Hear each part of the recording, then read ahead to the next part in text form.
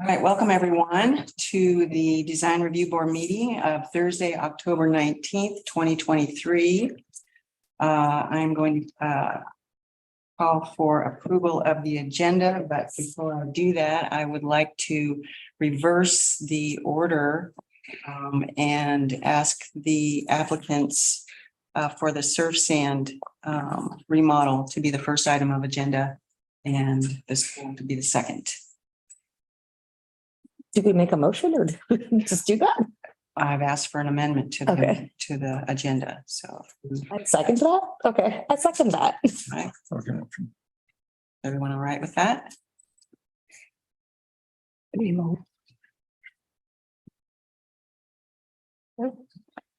Yes. Next. Is anyone here?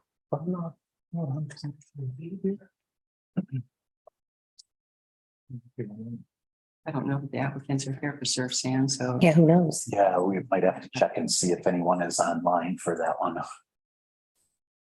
Is anybody here with surf sand? Oh, you are, perfect. Yes, but it's supposed to be my, I just kind of came to supervise. It's supposed to be our construction team, Plante based out of Texas. That's supposed to be on the call. Okay, yeah, because I did send out some Zoom information for them, but I haven't seen them come on yet.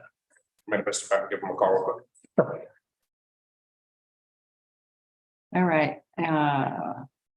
Next of business is a consideration of the minutes from the August 7th meeting. And if there are any amendments to the minutes.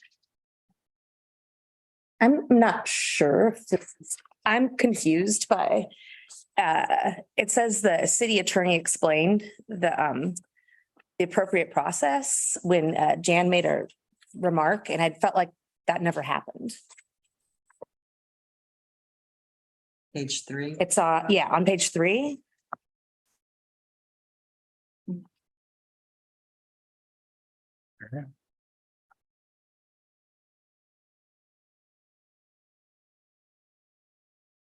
And I might amend it to say that Duber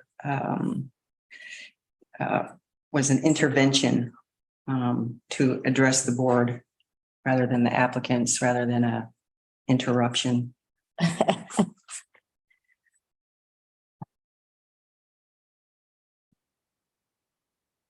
Anybody get on? And it is kind of interesting how a 3.5-hour meeting turned into barely 1.5 page transcribed minutes. I just felt like when I was looking through it, I was like, I don't remember that actually happening. She actually, anyhow, whatever, that's okay. Can't recall either.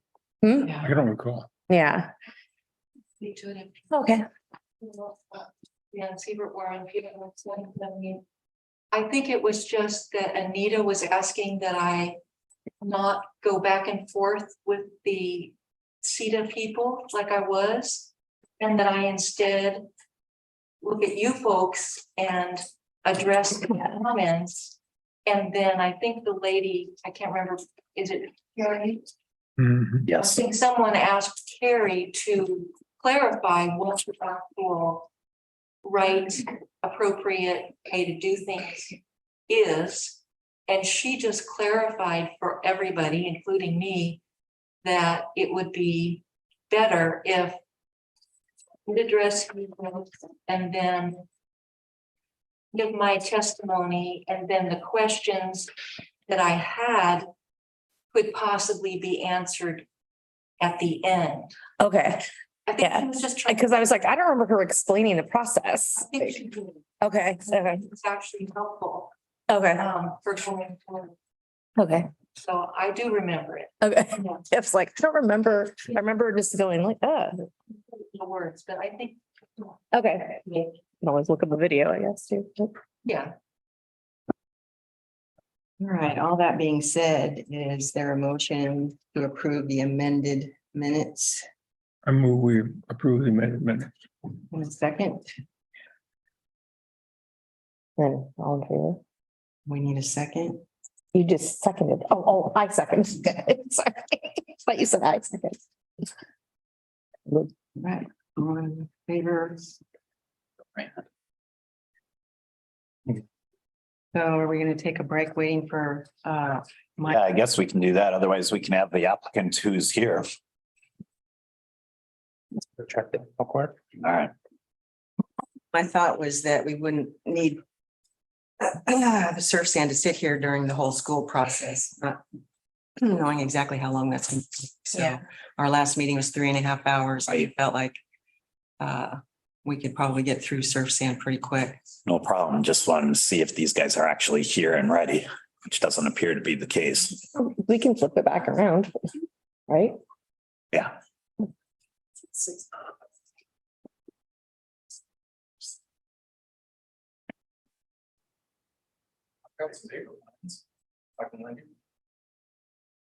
What time were they thinking they were gonna join us, I wonder?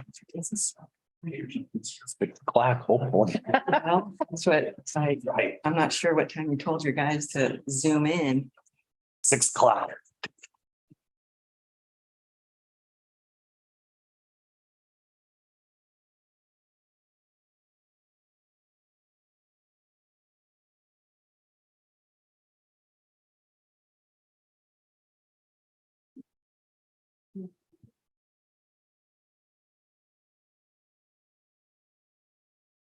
Apologize. I think it might end up being me. I'm not an architect. I'm the manager over there, so I will do my best. That's the number ending in 1266. What's that? Recognize a number ending in 1266. See, hopefully it's somebody. Is it a 657 number? No, it's a 503-805-1266. We have a local architect as well, so that could be one of them trying to dial in. Oh, Sure hope. Otherwise, I can speak to it a little bit. Agenda. Oh. Okay. Agenda. Guess we can go forward and All right, so we've got the agenda approved. We're gonna have public comment before tend to business.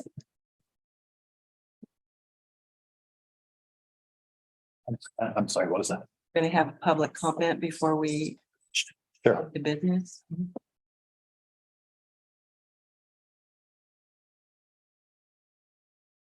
Is there a public comment from anyone in the audience? In regard to. Yes.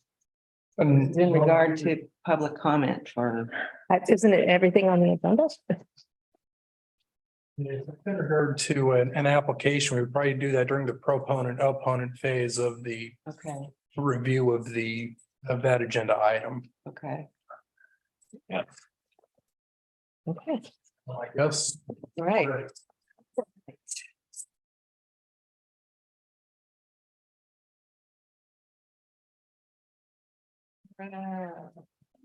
Page 2.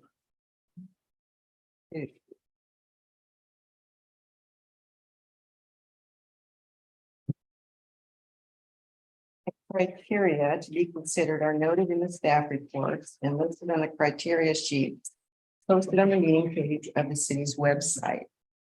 Testimony, arguments, and evidence must be directed toward the criterion or other criteria in the comprehensive plan or municipal code which the person testifying believes to apply to the decision.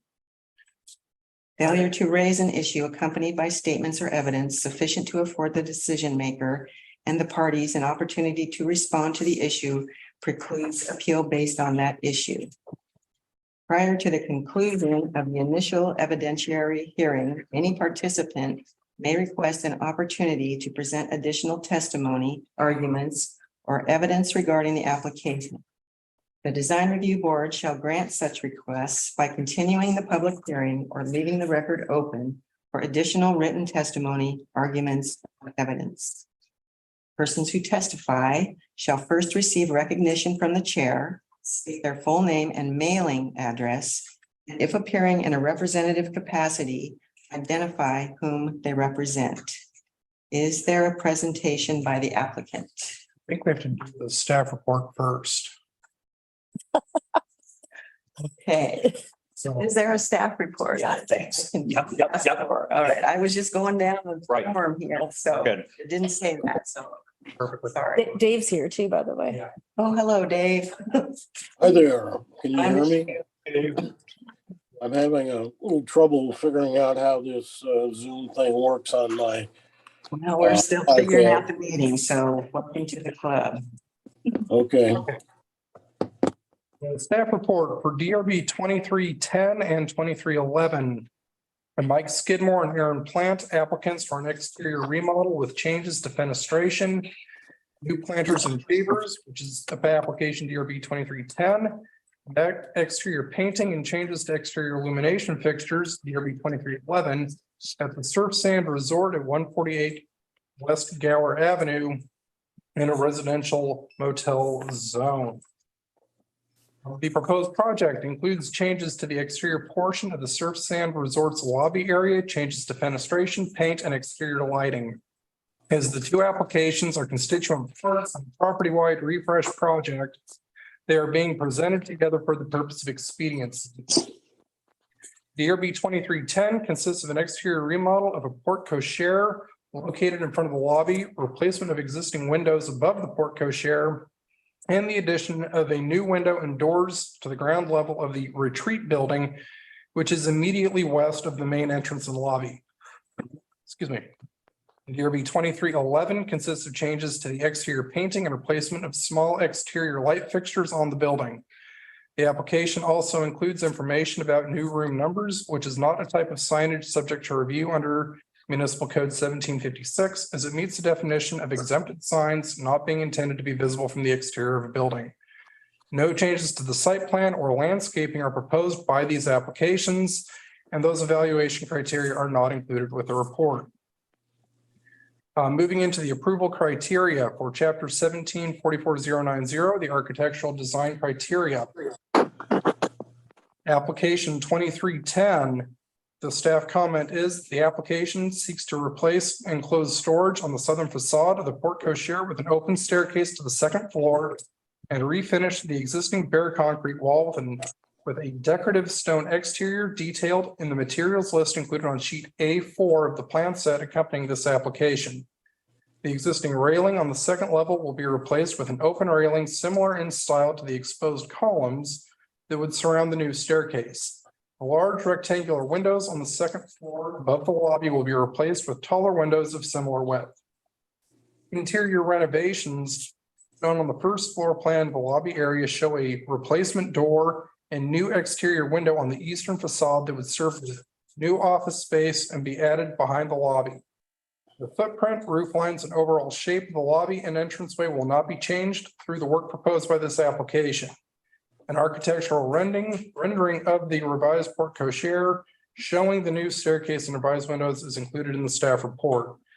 The second portion of this application is the addition of a new window and door to the ground level of the retreat building. This new window and door will serve a planned new guest room as shown on sheet A8 of the plan set. An excerpt of the plan set of the plan sheet showing the new doorway and window is included in the staff report. Moving into DRB 2311, the staff comment is that the application seeks changes to exterior painting and light fixtures for the property. Included architectural sheets detail the proposed color scheme for the structures. They comprise a retreat building, guest lobby, ballroom, and housekeeping facilities. The oceanfront building and as well as the surf view and front building. The proposed color scheme is included. It is primarily blue with brown tones, lighter trim colors. In addition to the external colors on the application seeks to replace exterior lighting sconces using 12-watt LED lamps. These sheets are detailed in sheet A1 and the lighting fixture information is included in the report. The smaller 8-watt fixture shown is being shown completely enclosed within a metal tube with the lighting being downcast. The 12-volt fixture is similar in nature with a shielded downward cast illumination that appears compatible with criteria M of the architectural review criteria, which addresses exterior lighting fixtures for commercial buildings. And that concludes the staff report. Robert.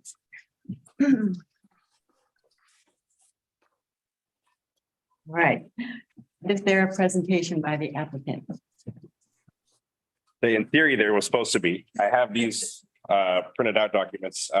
Is there a way I could pardon one of you to maybe if you have a picture of this to put it up so everybody could see, or I'm happy to pass this around if that's easier.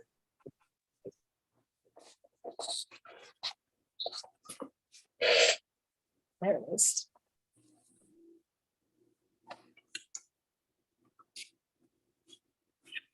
Perfect. It's even better than the one I got.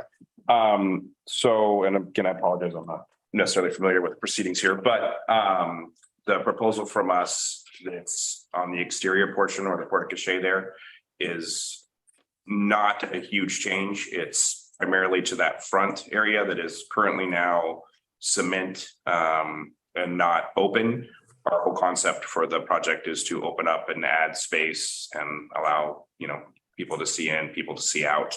And the idea being, to use colors and a palette that is pretty similar to what we're currently, and actually maybe a little bit more natural than what it is. So it's going to be soft blues and browns, just some stonework, and then an open staircase that again won't block any views. The whole idea is to, avoid any kind of building blocking the natural view.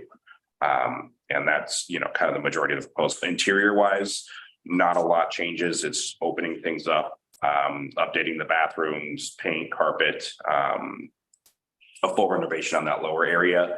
And then we also plan to do a history wall with some art concepts from local artists that we see in and out, and then history of Cannon Beach. We've got some work to do with the local museum here.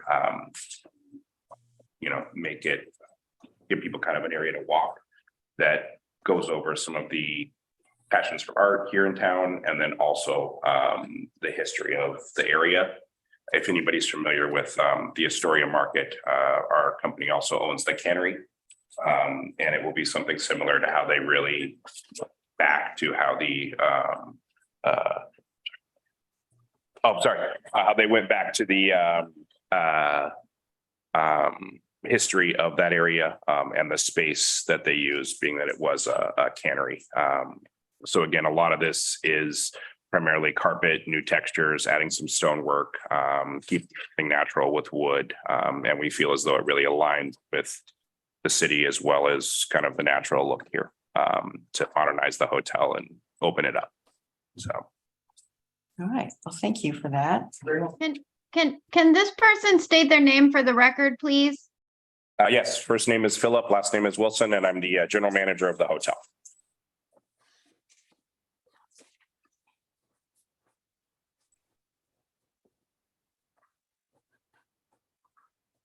Any discussion? That was 2310 only, right?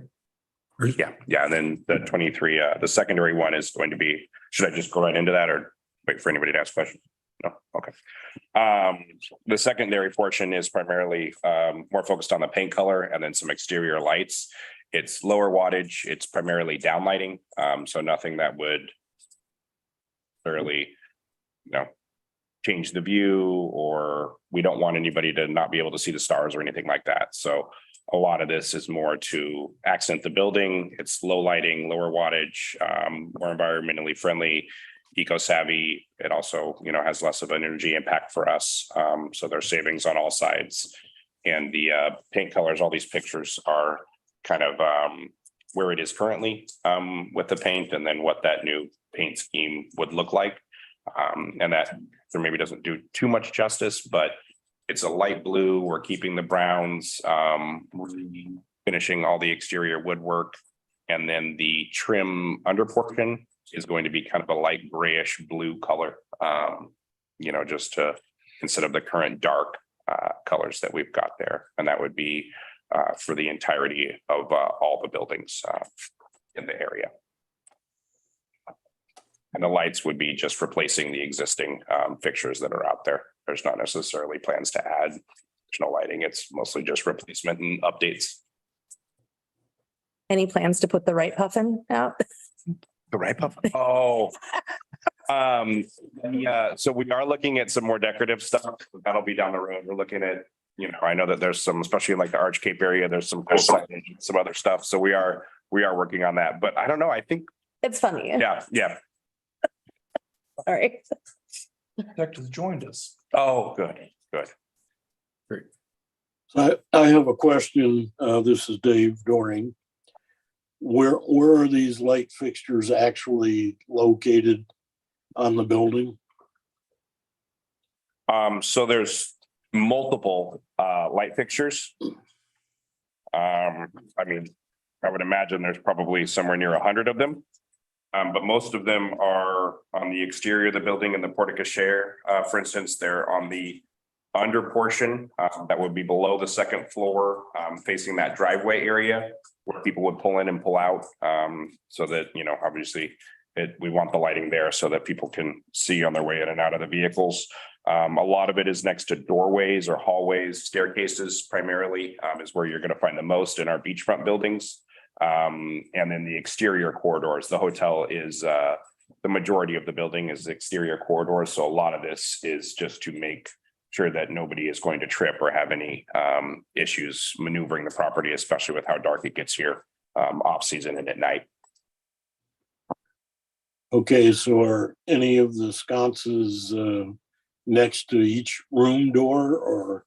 Yes, How do you yes, work we have sconces along the hallways in and outside of all of our buildings, specifically beachfront.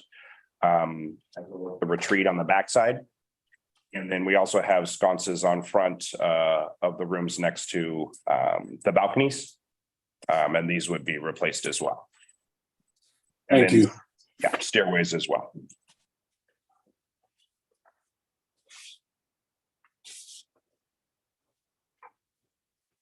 So where's the lighting for the stairway located? So there is exterior stairways. I don't know if the rendering is going to show that. See if I can find a page here.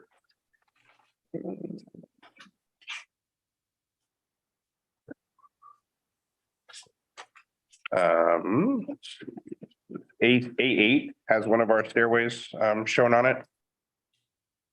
I don't know that you can necessarily pick out the detail of the lights in there. It says retreat building existing and then retreat building renderings. That is kind of a demonstration of one of our exterior stairways, and the lights in that case are recessed into the ceiling portions and kind of focused downwards. But that allows the guests to be able to see while they're walking through or negotiating those at night. Another one on A9 actually is a really good example. That shows the exterior of the beachfront building, which would be that one that's right on the water down there over next to the Ecola. And that would show the location with little dots of where actually some of the lighting is. I don't know that you can actually see it very well with the picture. But that would be the exterior of the building hallways where the guests would be walking and where the lighting would be. It says top lit glass signage. Is that going to be a new sign that you're incorporating? What section are you looking at? I'm looking at A4. Lit glass. East side of the new stairway column. Oh, that would probably be, I imagine, exit signage. But that would be the new portion of the building. And I apologize, I'm not overly familiar with the kind of the smaller details on that. But I would imagine if, in creating that stairwell, that they would have to have some signage for exit as well. And I think everything that we're trying to do, that would include the where they put the room numbers will be kind of a glass look. It makes it for easier cleanup for us, and we can change it out. So imagine that would be in the same theme as that.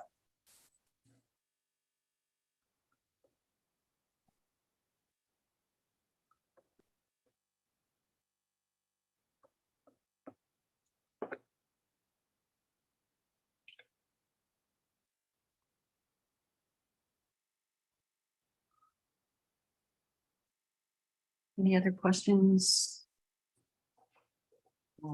Ask for a presentation by proponents.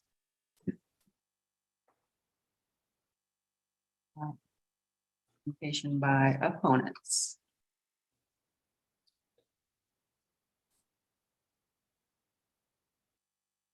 Any staff response? No. I think it's just, I'm sorry, Robert, I think it's just one of these ones that it's a nice refresh. I think opening up that stairway adds a little bit of character and aesthetics to the street.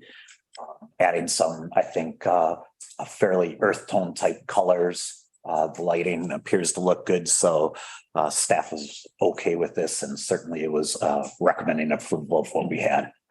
And the lights meet the dark sky. And we can make sure that that's, you know, a condition if we want as well.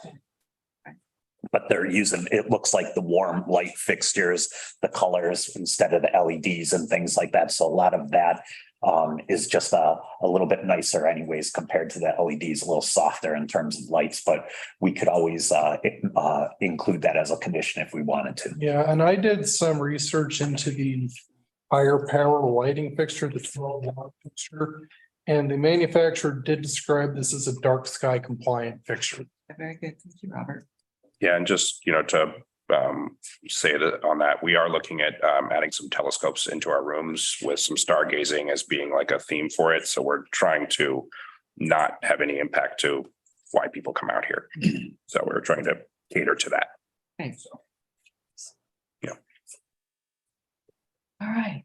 Any additional comments by anyone before we?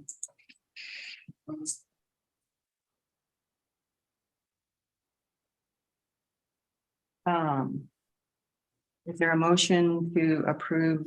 We're just doing the site. So it would be two separate architectural motions because we have two separate files. So since there are no changes to the site design or the landscaping, it would just be architecture for each application. All right, thank you. All right, and do I need to state? You need to close the public hearing first. That I did, I'm sorry. We're going to close the public hearing and move to consideration. And is there a motion to approve the architectural design for DR 2310. 2310? I move we approve the architectural for 2310. Second. All those in favor? All right. Aye. Aye. All right, so that architectural design, speed 10 is approved. Is there a motion to approve the architectural design for 2311. 2311? I move we approve the architectural design for 2311. All in favor? Aye. Aye. A motion to approve the architectural design for 2311 is passed, approved, and thank you very much for a nice packet and application. Yes, thank you. Apologies about the confusion there.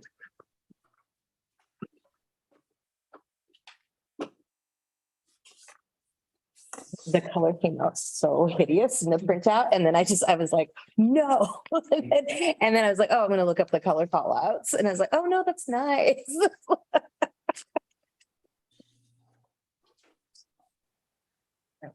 And so anything I need to do to move on to the next? No, I think all we need to do is just, I guess, at this point in time, start at the very beginning and just talk at starting at number 2. That's what it is.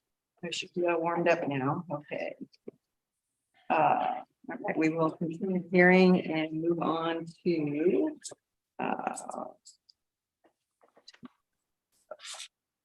Number 3, I'm sorry. As far as Yeah, we'll- the script. yeah, we'll move on to continuation of DRB 2309. See the applicant on behalf of the city of Cannon Beach.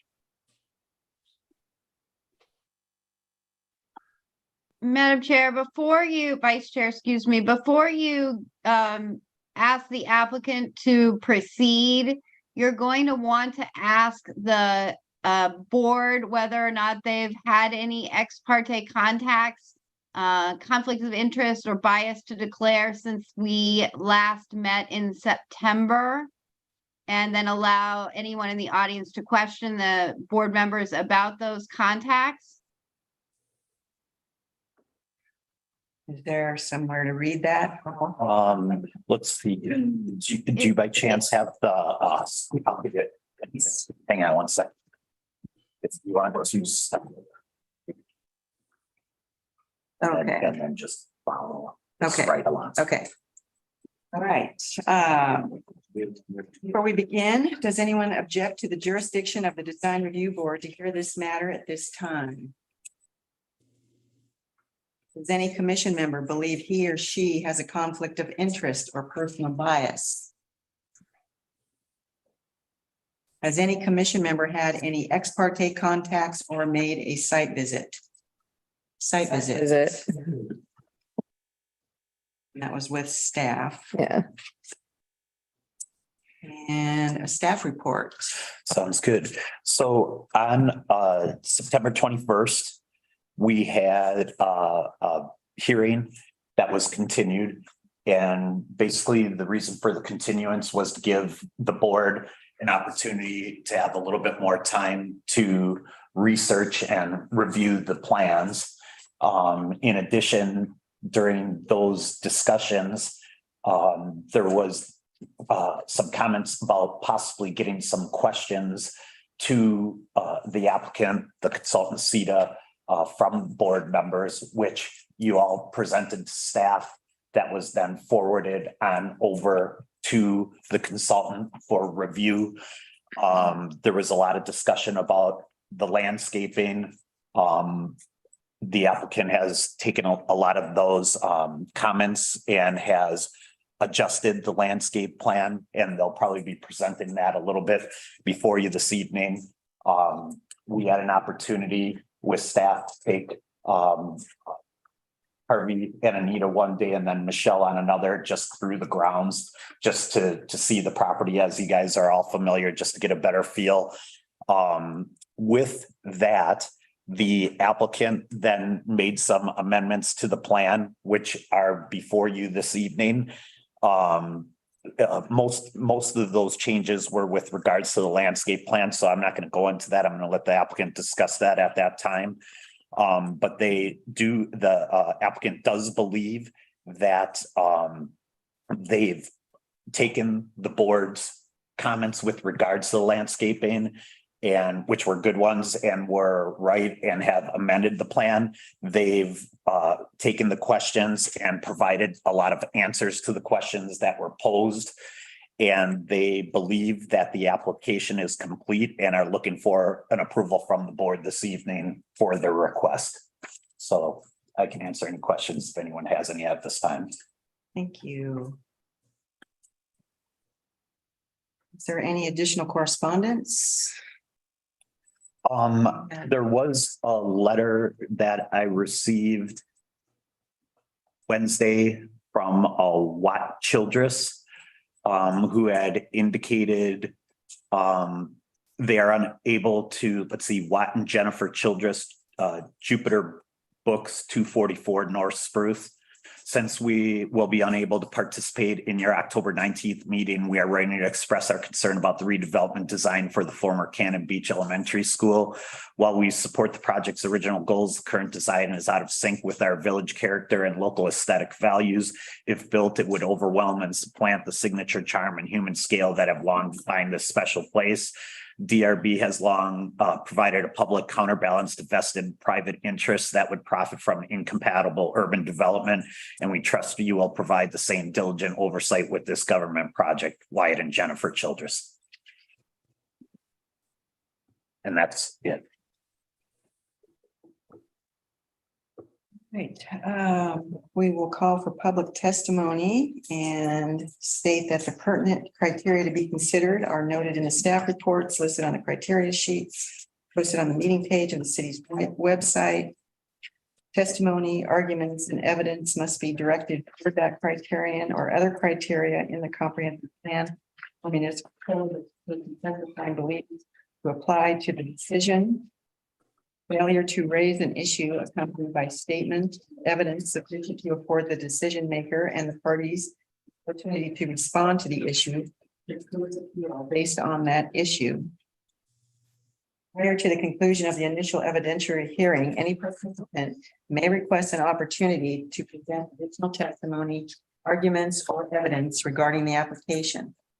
The Design Review Board shall grant such requests by continuing the public hearing or leaving the record open for additional written testimony, arguments, or evidence.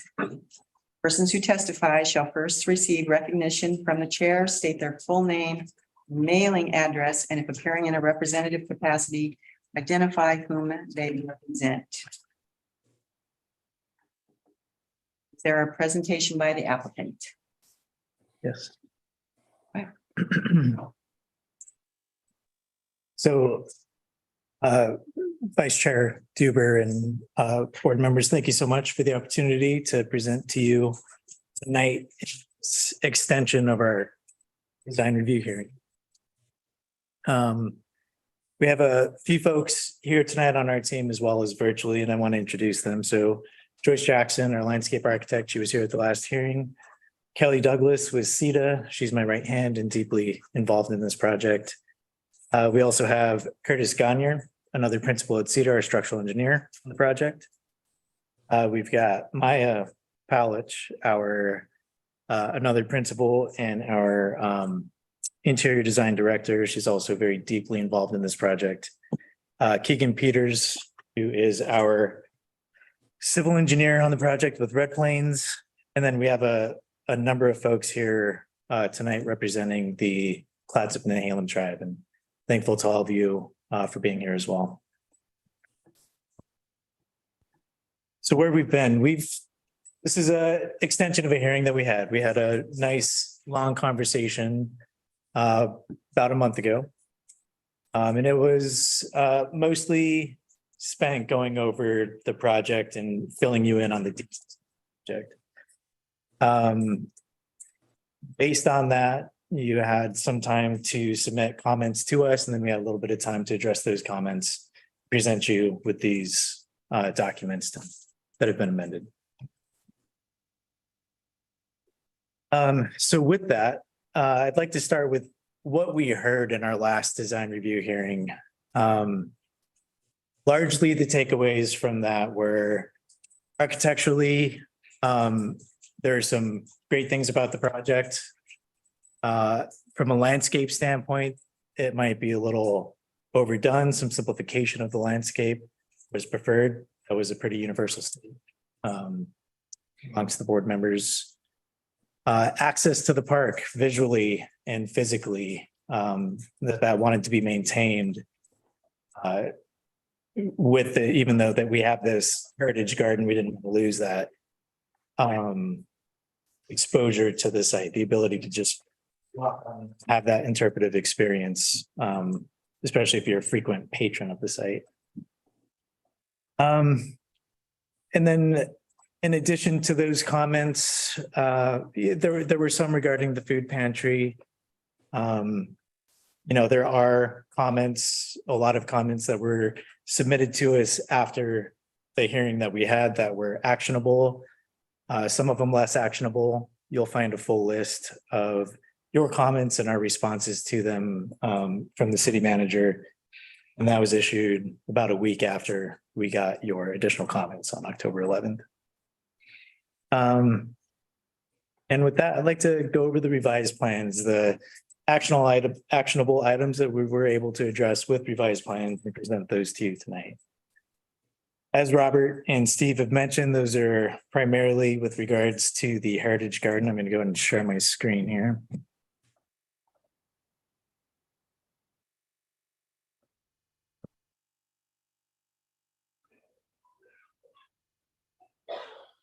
All right. Were these provided in a viewable scale to the board? No,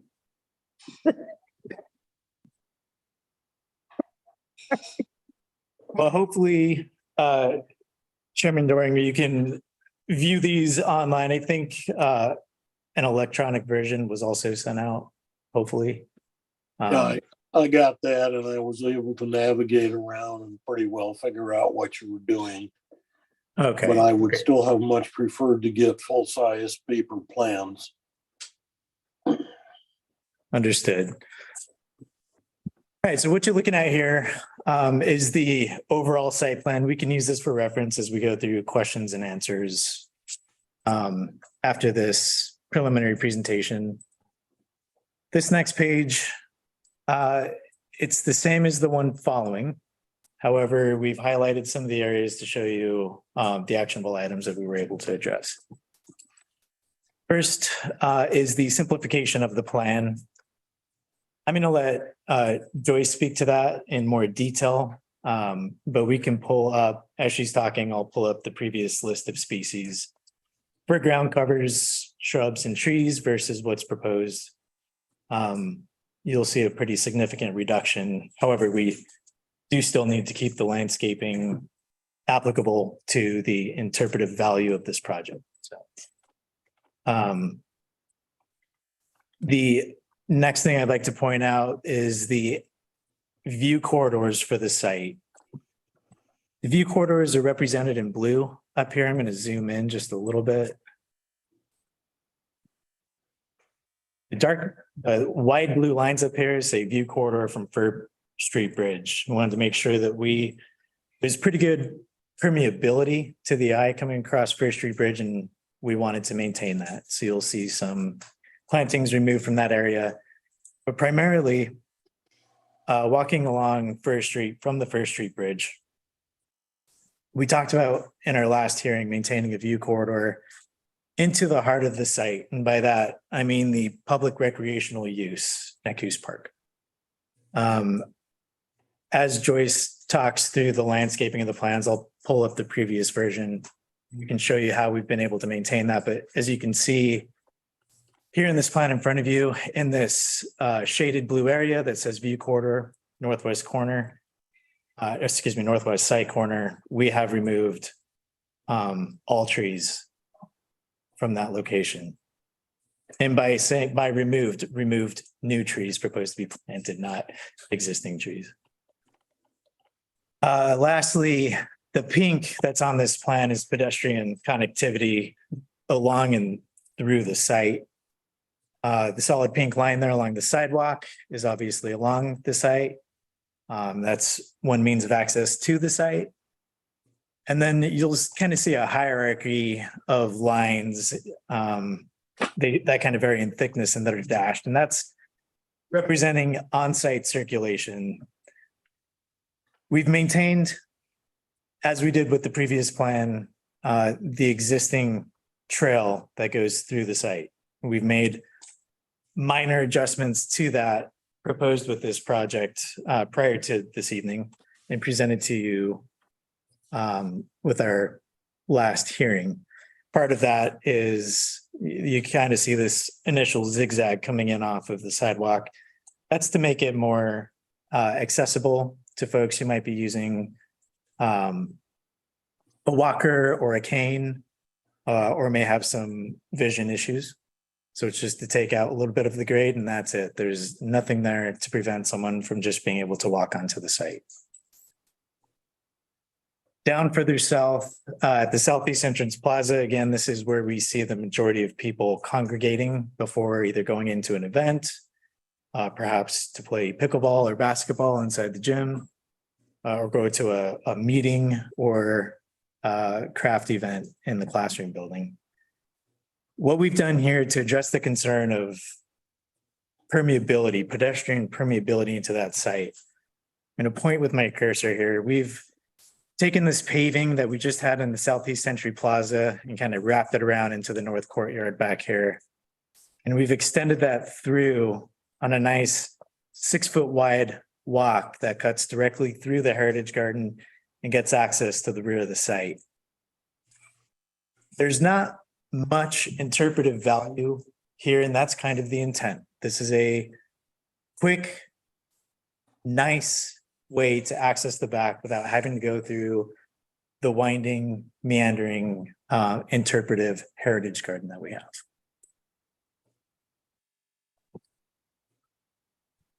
And then we can look at this sheet in more detail as we respond to answers. And that's what we have for revised sheets for tonight. I'm happy to go over, we spent, I think, about an hour and a half at our first hearing going over the project details. Happy to revisit any of those that you would like. But I want to be respectful of your time. Joyce, do you want to give a quick update on your? I just wanted to some even numeric information. But before I start, I wanted to just mention one point that may have been forgotten. Part of the task and what we're doing with the Heritage Garden and the courtyard was a very intentional concept that was part of the program originally. And in that, it's basically, we're trying to tell the story of the Clatsop-Nehalem tribe in this design. It starts at the very beginning in the courtyard where we've proposed the welcoming woman. She is standing on basalt rocks and is within an egg-shaped form. And then in the philosophy of the tribe as a welcoming community and one where they want to share information about themselves, we've created the Heritage Garden. And in it, we tell how people had lived in the past, people who'd lived here originally in this tribal village that was sitting right on this property, how they lived and how they used the plant material. So that was the intent and is the intent of what we've done. And I'm hoping that we can maintain that. That's a very important component. Part of that included the living plants within the form and the pathways of the Thunderbird. This is a very important part of their creation story. I'm not going to go into it because we have tribal members who can better explain it. It's not for me to tell. But what I did want to say is how we did hear what your concerns were, the view into it, the number of plants that were there. A lot of the simplification came in the north. Why did you take it away? I'm pulling up the before and after. Okay, sorry. The northern portion of the garden, that was sort of an extension of the educational component. The original intent was, okay, you've gone through the educational component. Now here it is in a more natural form. We've simplified it. We've removed the trees. We've removed the larger shrubs, and we've replaced it with ground cover. Just for some numbers, in addition to looking at the two plans, the original plan had 41 trees. The second plan now has 17. There were 8 types of trees. There are now 6 types of trees. We've reduced the types of shrubs from 20 to 14 on the site. We've also reduced the actual number of shrubs from 274 to 192. And if the numbers are off, it's only because I missed one or something, but I don't think I did. The ground cover amounts remain, number of plants remain about the same, but we have simplified the number of ground cover from 11 to 8. Reducing the shrubs in some way didn't reduce the numbers as much. It actually, sort of devalued the value of the Heritage Garden a bit because we have fewer plants that we're talking about, but we now have fewer. So in doing this reduction, we're also able to open up that view corridor much more. So it was sort of a 2-part gain in things that you were concerned about. Dustin already talked about how we opened up the access, so I'm not going to repeat that. Another major concern and very valid is the issue of the elk. Elk are a living creature in Cannon Beach. I mean, you guys all live with them. What we've done is tried to surround the bulk of the Heritage Garden with plants that I won't say are deer proof, there is no such thing, but deer resistant, mostly native evergreen plant material is not of much interest. We know that they will eat them when they're starving, but they prefer grasses and forbs and clovers. They provide more nutrition for them. So what we've done is I opened up the bank side of the creek so that there's a lot more of the grasses and the forbs and the plant material that they prefer. So they go there now because it's an open meadow for them. They'll probably continue to do that. But ideally, they prefer the open meadow to the garden. They will nibble on the plants, but they're not their favorite. What I would suggest is that a temporary fence be provided for the garden for a couple of years, just to give the plants that they don't really prefer time to establish their roots, gain some strength. And if the elk come and nibble on them, the plants will come back. I noticed, there's lots of plants in this community, so there are things that they're not eating. What I found and the research is that native plants generally aren't their favorite. There's some that they like, but they don't like the mahonia. They're not that fond of elderberry plants that we've used in our garden.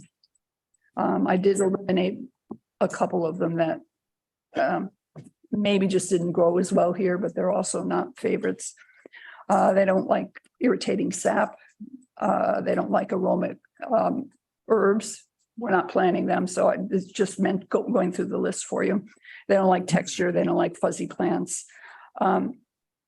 They prefer grasses, sedges, annual forbs, some deciduous shrubs. I noticed along the bank, one of the things they did like were willow trees, plenty of willows along the bank. So these plants will survive.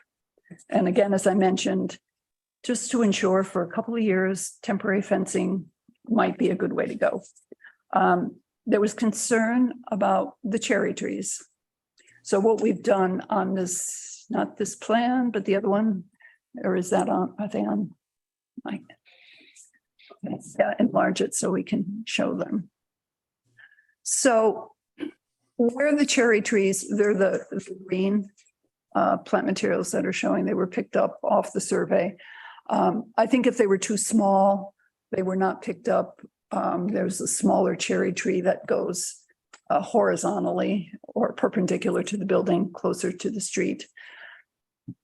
One is not shown there, but its location is when we were on site, the location of the tree is where there's a bit of a gap, and it was a smaller diameter cherry. The cherries are grafted material. There were, just noticed, not a lot of dead branches, but there were some dead branches that appeared. So, but more importantly, they are in locations where we can't save them in those locations. Can you point to the line? On the end up there, it's the same symbol as all the cherry trees, but it is a shore pine. And it's possible that could be incorporated into the garden once we start construction. If it's not being impacted in any kind of negative way, we would like to maintain that shore pine. That's the end tree. I do want to emphasize though, on these cherry trees, even if they were healthier specimens than they are, this is an interpretive garden. Native. What'd I say? Interpretive. Yeah, this is an interpretive garden. Keep going. And there is no interpretive value for what this garden is trying to educate people on of non-native decorative cherry trees. They're going exactly against what we're trying to do with it.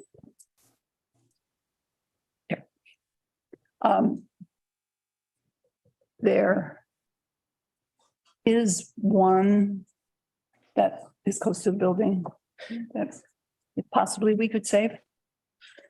Before coming here tonight, we spent a bit of time over on the site. As we have many times before. We're looking very closely at this green symbol right here.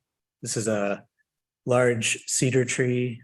We estimated it's approximately halfway through its life and maybe about halfway through its growth. It's located about 42 inches clear from the edge of the existing foundation. The foundation's not showing much for cracking at all in that area, suggesting that it's tolerating the plant growth. A lot of times these trees will start to grow underneath foundation, sidewalks, that kind of thing, and start lifting up. That there's no indication of that.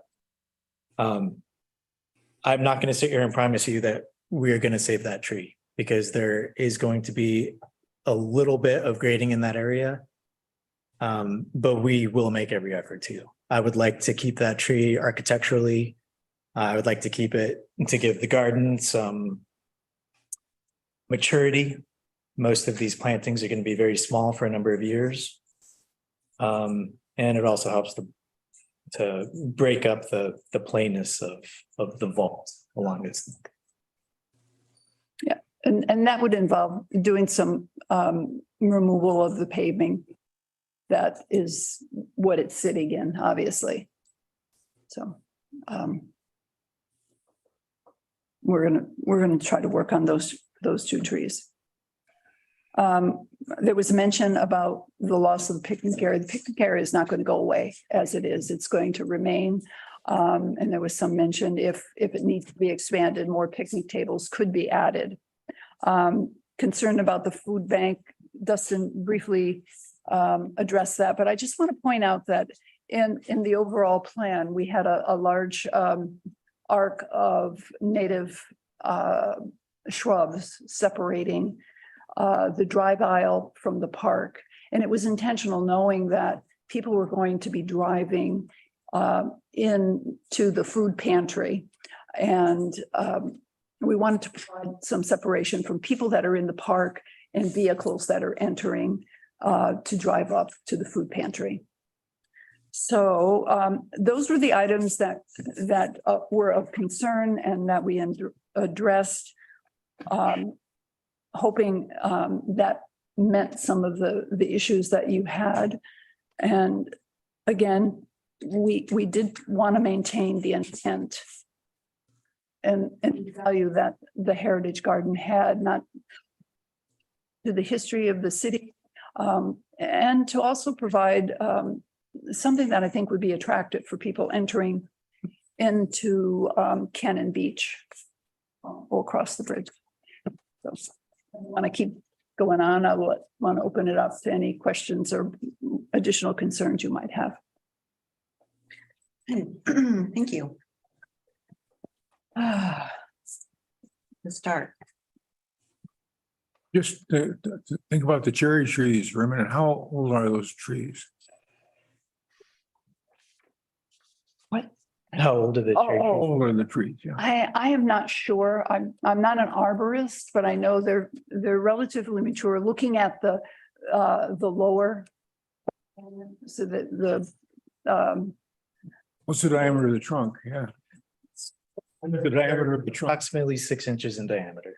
I think my understanding was that portion. used to be some modulars that were there as part of the school. And that the trees may have been planted at that time to kind of block them from the streets. So I don't know how long the modulars have been gone, but I'm guessing it must be about that type of time frame. but I'm pretty sure because they were kind of L-shaped, and that was my understanding, was there were modular classrooms, and to try to screen those, the trees were planted along the street in that frontage.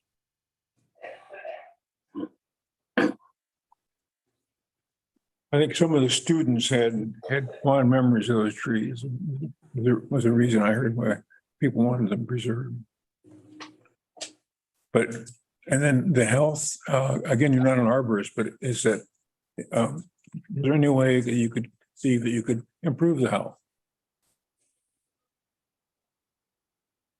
Did you hear that? I didn't catch everything. Oh, noting that the cherry trees weren't as healthy as they could be. Right. Are there ways Yeah. that we could treat them to make them more healthy?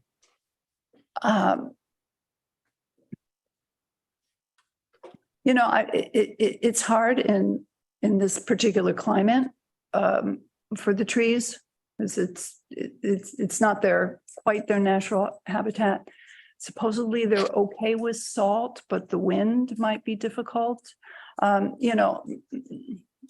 material improves if you improve the fertilization. So that could be something, maybe pruning. I'm not sure why some of the branches look dead where others, had perfectly fine leaves. I would say they're way too old and mature to try to transplant. Quite honestly, I wouldn't be successful. The biggest problem is they're not native. They don't belong here. It's almost, I don't know if this is the right word to say, but almost disrespectful in what we're trying to do within the heritage garden. They weren't here when people lived here, and they don't help our educational component.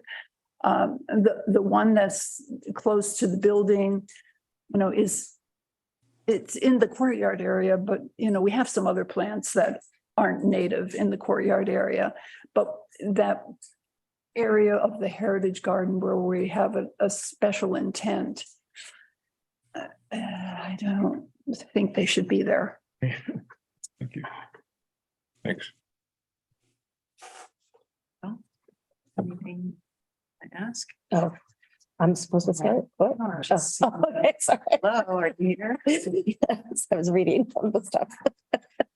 Well, I'm gonna bring up the elk as I did before, and just, so your intent is to plant clover so that the elk will eat that rather than something else? Well, not just clover, but, they don't like mahonias. They don't really like green evergreens. If there's something else over here, they may try the green evergreens that they don't like, but over here, this is the stuff that we like. Let's go and have that. And they'll go around the heritage garden to get to the clover that you've. Well, they may walk through the heritage garden, but it's going to be a little more complicated. There is going to be that retaining wall. They can probably handle it. And if they walk through, once the plants are a bit established, like, okay, we've gone through, we don't really like it. That stuff over there is good. What do other people do in Cannon Beach? They live with the elk and they'll nibble. And, that's what the natives did. There are probably more now because, they don't have the same predators that they had 200 years or 300 years ago. But, it doesn't mean you don't plant and don't. It sort of does. Yeah, I we've mean, given up. It just boggles my mind that the thought is that you're going to have this nice manicured structural garden. And then you're going to have somehow the elk are going to know to just go this way to the clover that's planted just for them. You're talking about putting a fence around. What sort of fencing are you talking about? Well, it has to be significant. If they do go with fence, I would go with like 8-foot cedar round poles, and you're going to have to use a strong wire. Well, And You know they can go through. Find that, I'm sorry, you know, that just takes away from the whole concept of this garden, and then you're gonna put a fence around it. I said Have a temporary. height I did restriction. say temporary. I did, I asked. Years is, you know, and still the garden is gonna be so small that people aren't even gonna be able to enjoy it. So I applaud you for all the work that you have done and time and effort that you have put into this heritage garden, but even the pathway, I mean, if it's Thunderbird design, I don't see how anyone's going to really recognize that unless you're in a flight, an airplane. It's not the intent that they know about it on the ground. They have to, That's the reason for it. The story of the Thunderbird is story. going to be told in a different place on the site. Again, interpretive signage is not part of this current submittal. There is going to be an art and interpretive signage submittal for you to review, but that is not part of tonight. The Thunderbird Garden, part of that is symbolic for the tribe. We talked about the Thunderbird and the origin of the legend of the origin of many of the tribes around this area. So it is extremely important. The intent here is to use that design in an interpretive way to educate people. They don't learn about the Thunderbird while they're walking on it. They're going to learn about it at some point during or at some point after. Is it important to have that Thunderbird on the ground at all? I'm going to ask a member of the tribe to speak to that because I can't. And then the welcoming woman, is there any concept design on how tall she is? I mean, which way is she going to be welcoming? What does that look like? Yeah, so It seems like a huge component of the entry. it's a welcome figure. You know, it's not a statue. It's not the entry. It's largely symbolic. It will be facing towards the east. And there's a very good precedent on site for what to expect, the height and the relative look of. We talked about the gender likely changing. We have a welcoming man on the northwestern portion of the site that faces west with a outstretched hand. I took a picture for that. And I'm happy to share that with you tonight if you'd like to remember what that looks like. I'm very familiar with it. Thank you. So similar in style to that. Okay. We do envision this welcome figure to be elevated a little bit by a couple of feet of standing on stone, whether I don't know what kind of stone, whether it's basalt, smooth or rough, I can't tell you that. But that would be, again, part of a art package that would be submitted to the design review board for review. and it is part of the story. The basalt is an issue, symbolic in the story. I do, real quick though, want to revisit the concern about the elk, which is an extremely valid concern, and it's something that we've been having to address throughout the course of the project, all the way back to pre-design. Because the idea of having some kind of a garden, it started out as a community vegetable garden, ended up where it is today after a very lengthy community outreach program. People want to know about this place and what it was. And so we're using this garden in that way. Hence the reason why those trees, the cherry trees, are not slated to stay in this plan. What we tasked Joyce with as the landscape architect, after hearing your concerns, was to go back and basically, aside from adjusting where all the trees were and opening these view corridors up so that that public recreation heart of the site is not blocked now or in the future, to bring forth a planting plan that was elk resistant forward. That is, back a plan of plantings of remnant species that can be found within 500 yards of this site. And when you're standing out there, like we did tonight, looking out across at Ocola Park, looking across the estuary, you see many of these plants out there currently thriving. That is not to say that these plants are elk proof. I think Joyce is being very honest about that.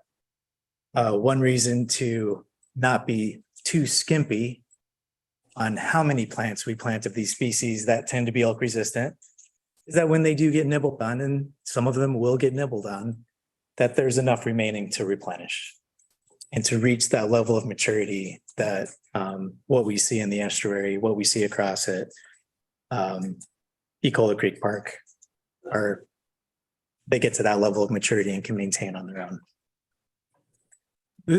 Since you're back on the elk again, just a comment, I know what you're trying to do. My son was a member of the Native Plant Society, and he would come down once a month, sometimes every week, and tend our yard, and we have son's a master gardener, and he works on them as well. He came along and ate them all. Just an input. Don't be disappointed, and I think you expect that. And it's hard to stop them. A 3-foot fence is nothing for them, and so up to about 6 feet, they seem to clear fairly well. Anyway, just input. When I spoke with Mike Morgan, who used to be our chair, they have a massive garden and he's lived here for 40 something years. I was like, how long do we have to have a fence up for it to be established? He was like, oh no, forever. Forever. He's like, it will have to be there forever. Like, cause I was like, oh, okay, well, will it be like 3 years, 4 years? Like he said, forever. Like, Just something to be aware of. The experience here is they eat it well. Is he growing native plants? he has native and non-native. Okay. And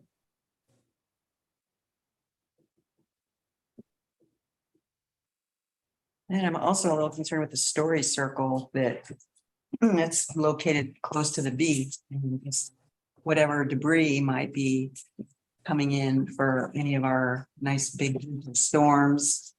The other thing is that it's a fire pit, which a lot of times in the summer we have fire restrictions because of fire danger. Also, our parks are closed at dusk, which would somewhat prohibit any evening activities in the park. And then you get to all the lighting that's around this pathway, Thunderbird pathway, and I don't see it really succeeding in that location. I mean, they're wonderful ideas, but I just don't see them succeeding in the way that you're trying to convince us that they're going to. Are you talking about the story circle? I'm talking about Or everything? the whole garden, story circle. But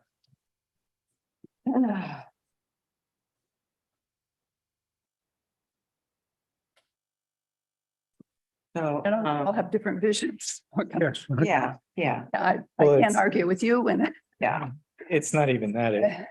I think we talked last time about the extensive community outreach that we've done. We're not coming to you with Joyce's site design or Dustin's site design.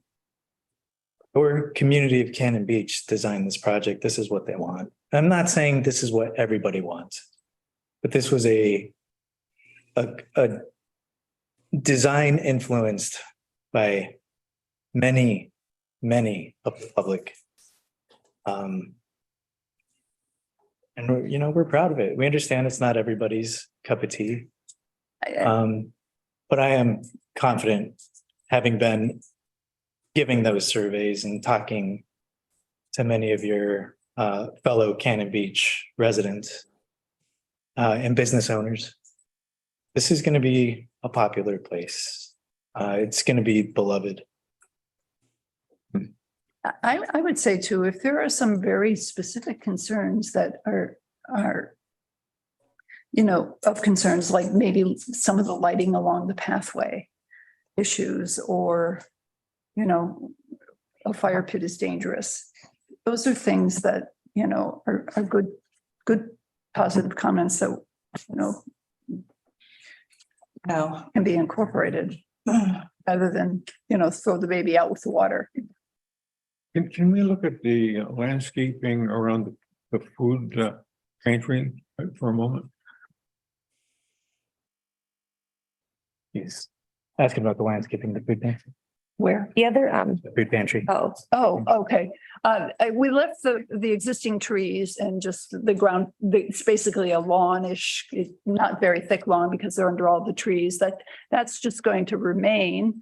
Because, we don't know what's going to happen to pantries in the future. So there's no point in putting anything on the west side of the food pantry. Where I was discussing treatment was north of it alongside of the access way that leads in. The trees that are shown behind the, Those exist. those are, Those are all existing trees. And then, offsite, which the survey didn't really pick up, there's a fair amount, a fairly thick grove of trees site where, a couple of them were picked up that start that wooded area just to the west. so where they're. If you could raise that up just a little bit further, so. Their vehicles now on the east side is going to be part of this new park, right? Of our facility. Which part? The north courtyard with the pavers there, right here, yes. Yeah, so they'll be restricted to the north and east side, right? No, That's the- the existing path, basically, yeah, the existing drive aisle. the driveway, the drive-through function of the food bank will remain as it is today. How do they turn around? They turn around on Pavement. on those pavers that have the decorative pattern in them. Okay, so they won't be restricted from coming into that paved area. Correct. Okay. And when you say we don't know what's going to happen to the pantry in the future, we've heard that a couple of times, and I'd like to get some clarification from maybe staff that knows what. As far as what use of the food bank? What's gonna happen to the food pantry in the future? I don't know that I have a answer for you right offhand. Obviously, the food bank's gonna continue to operate as is until I would believe. Oh. Good.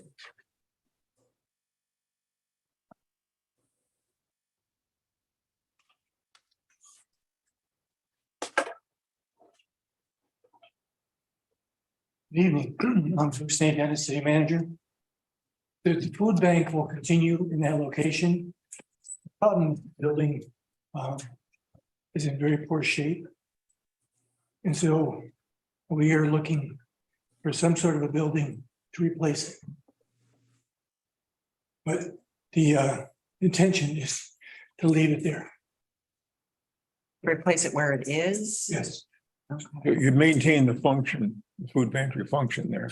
yeah, Might the building, replace the building. yeah.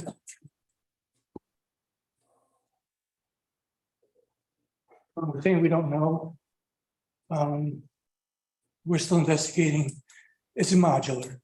And so we're looking at modulars, looking at having our construction manager do some construction, either to fix it or to replace it. So we just don't have that answer yet, but the food bank will still be there. And the tribe in particular feels very strongly that that's where they want to see the food bank, because that's what they used to do, feed people as they came in. Is it gonna stay in its current state while the other buildings are rejuvenated? Hopefully, we'll have an answer by the time that the other buildings are done. But I can't. On completion of the rejuvenation project, Right, you're gonna leave it in the state that it's in until that is completed, we're looking for options either to fix it or to replace it. after the rejuvenation is completed. Hopefully not. Actually, during the time that the rejuvenation is going on, it'd probably be the best place for us, or best time for us to replace Mhm. So what funding, what funding do you plan to use for that? it. That'd be a general fund. The rest, a large portion of the project is going to be paid for by the tourism lodging tax, but the food bank is not eligible for that TLT. So you could give it a bit of a facelift, I'm sure, in order to have the tourists like the looks of it better, but you'd like to really fix it up. Yeah. Let me see, I think it's the north side. If you look at the north side of the building, it's so much of it is rotted away. You know, and we have window problems, there's other problems there too. And that building was there for quite a while. The school district used it as a classroom, I guess. And then ultimately, they allowed the food bank to go into it. And then when the city took it over, we continued the lease to the food bank. Mhm. But we've had, you know, a lot of discussions. Should it be someplace else? Could it be someplace else? That sort of thing. And people feel very strongly that it stays there, including the tribe. But we've just got to figure out how to get another structure in there. I was wondering if there isn't a way that you could have them access it from the west. Or if you're modifying it so they wouldn't have to come around into the other side. And that is a good suggestion. We have all those trees and everything on the west. So we would try to not want to take any of those down. So, but when we start working on it, we will we'll solve that problem. And one of the things that we've talked about already is that they operate on Wednesday afternoons. And so we won't schedule anything Wednesday afternoons. People might be walking through the site, that sort of thing. But Wednesdays from I think it's 4 to 6. I don't know the exact hours, maybe it's 3 o'clock. When the cars are driving around, that sort of thing. We would have the rest of the site relatively dormant. We wouldn't try to bring in something big to compete with it.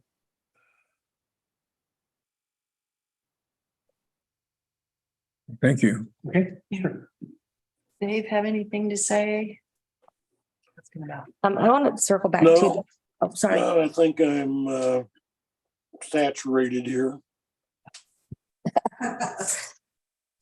That, the other thing that I was told was that Buxus, the non-native boxwood, that it's basically like Doritos to elk. Like it's like their favorite snack. That's the number one. It says it's that you have the Buxus microphilia, or whatever, Varjaponica. There's, Yeah, that's funny. I heard boxwood they didn't like. yeah, I know. Mike was just like, he's like, that's like one of their favorite snacks. Like, Where do you have the boxwood? In the front and that right along there.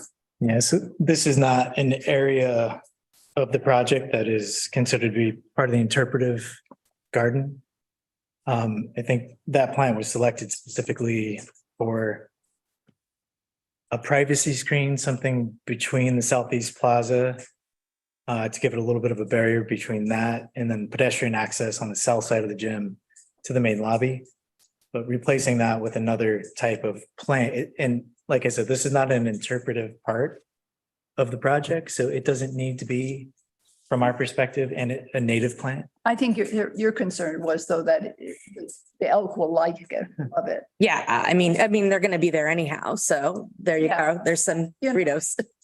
I've read just the opposite. So, but I don't know if this is this in-town actual information that, Yeah, I think anybody would trust Mike. okay. His garden skills. Well, like we said, they'll eat anything, but I never thought of that as elk candy. Yeah,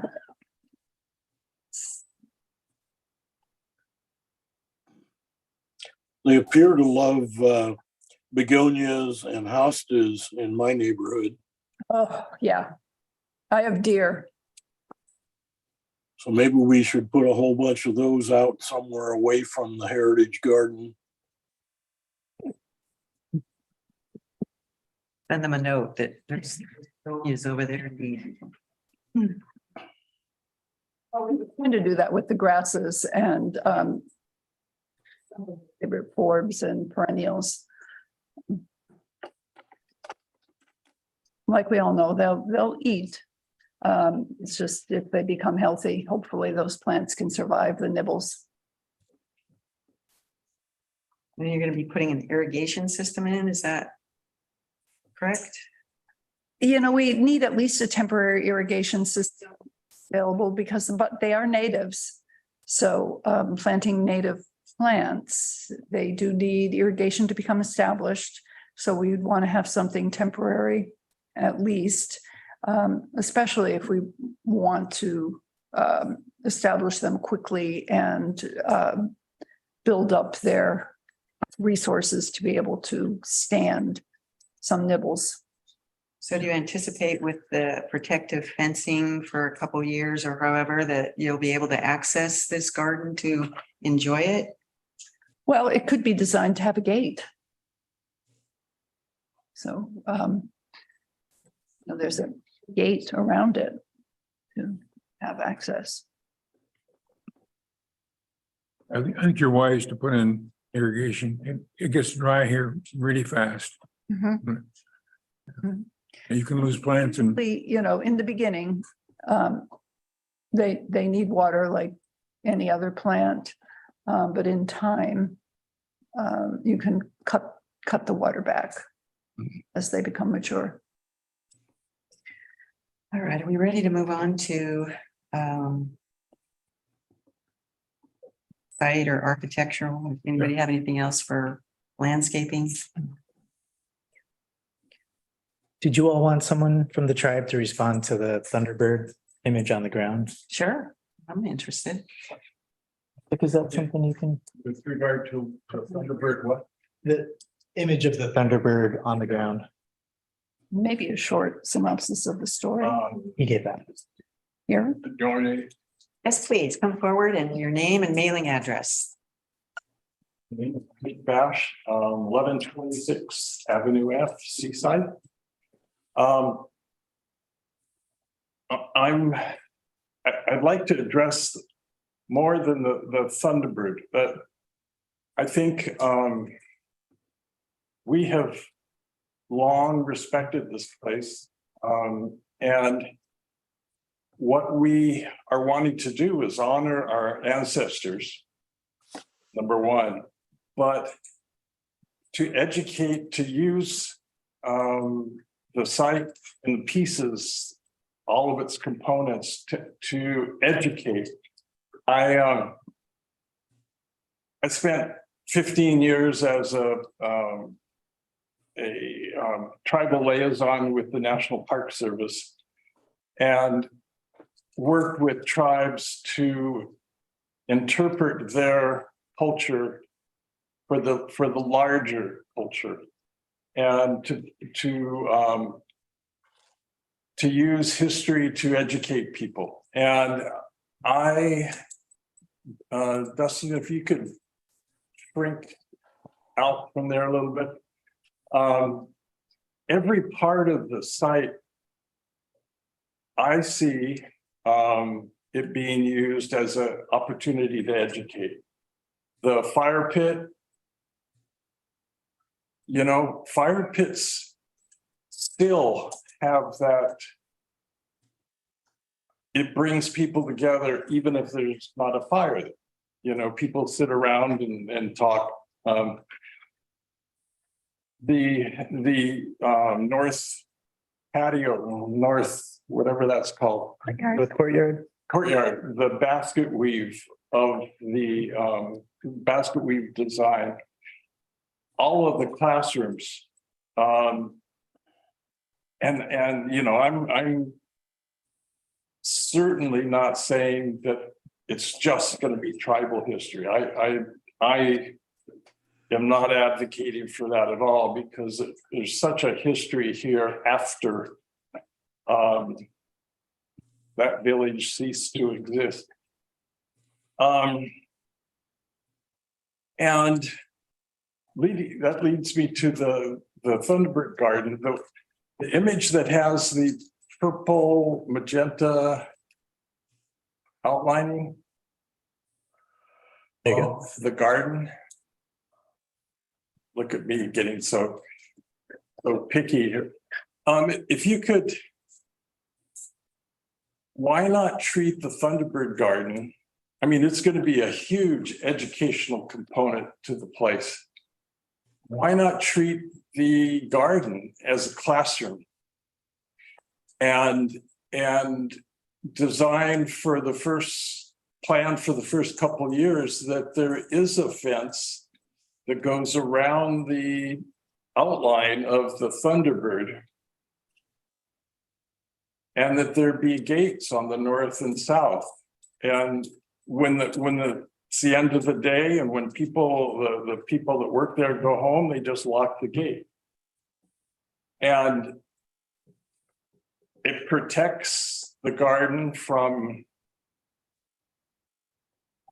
everything, you know, from damage from elk, deer, people. And you know, it is a classroom, and maybe that's an initial way to deal with it, to put a fence around the design. That Thunderbird design will be used as a logo for many things. You know, and there'll be posters that have the plants on it. It'll be used.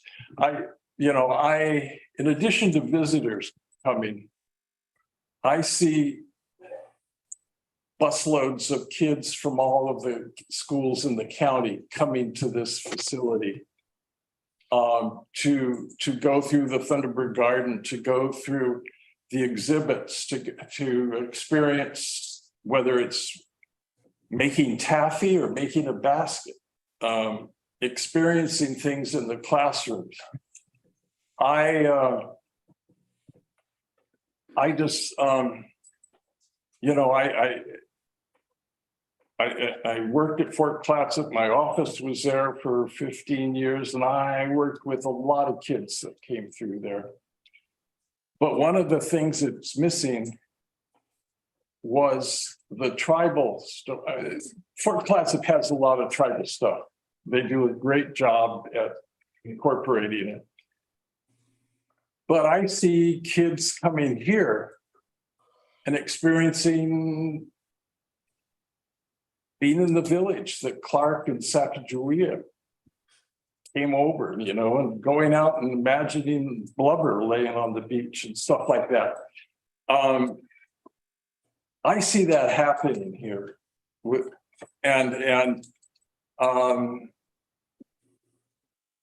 Can I ask? gotta be.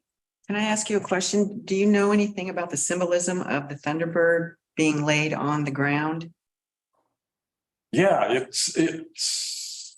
there's nothing wrong with it. Okay. Thunderbird, almost all tribes, North America, Central America, have Thunderbird in their stories, in their communities, it's part of the culture.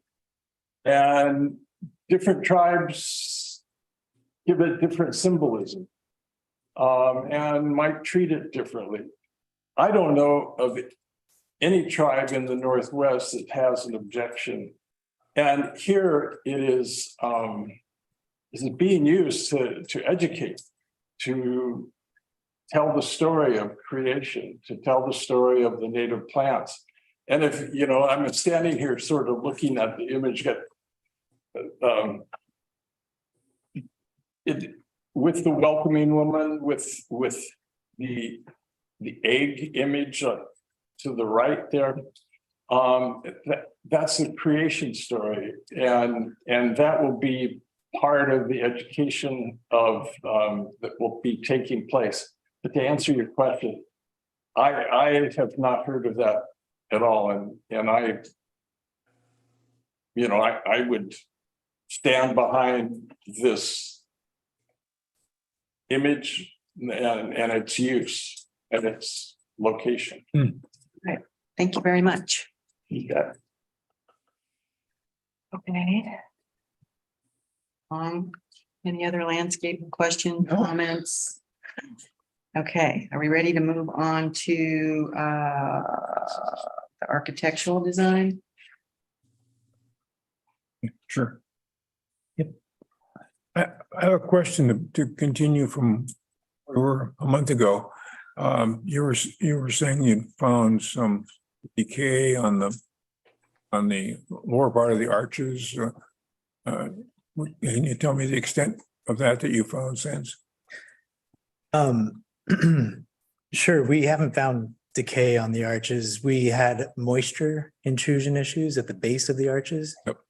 So far, that moisture appears to not have permanently damaged the structure at all. Prior to when there was a temporary roof, a couple summers ago, the gym was slated to receive a re-roof, and the classroom building did receive a re-roof and a partial seismic upgrade. At that time, there was a connection between the two structures that served as an entrance to the elementary school. And you see that if you look at historic imagery. With that piece missing, there's basically the foundation where the arches come down and touch the foundation is about level of where that slab is. So it's a with that piece missing, it's a continuous moisture penetration issue. But so far, it appears to moisture that's come in and able to dry out, and there's no structural, decay of any kind in there. Right. So what's your solution going to be for the moisture? Well, at that particular location, we're adding the addition. So that's the heritage lobby. On site today, we were noting that there's a little bit more of a difference between soil, top of soil, and the foundation, the top of the foundation, the finished floor that these arches are sitting on. But it's not enough to resolve my concern of permanence, because they are still that end grain being that close to grade. I want to see something done as a permanent solution to make sure that this doesn't become a problem moving forward. What we're doing about that is we're creating essentially a curb, a concrete curb just outside the ends of the arches that comes up a couple feet. And that acts as a grade break and a surface water break between at-grade storm drainage and building finished floor. And that will tie into the foundation of the gym. It's a watertight solution. You have a couple, like 2 feet. 2 feet vertical, yeah. And then, but does the arch come down beside it? Yeah, it comes down in the same place. We're not proposing moving the arch or cutting it up. We're leaving it in place and building a wall to the exterior of it that ties into the existing foundation. And will it creates it'll be a 4-inch wall, likely precast, whether it's precast or cast in place. It'll provide, basically 6 inches of concrete benefit that provides in terms of a water barrier between grade and floor. So you're gonna bring your roofing up across over your concrete? I don't know if you're not gonna seal it. Yeah, so at the top of that wall, we'll have a drainage channel out of sheet metal that's beneath the sheet metal roofing. We just like a roof drain. Like a gutter system. Yeah.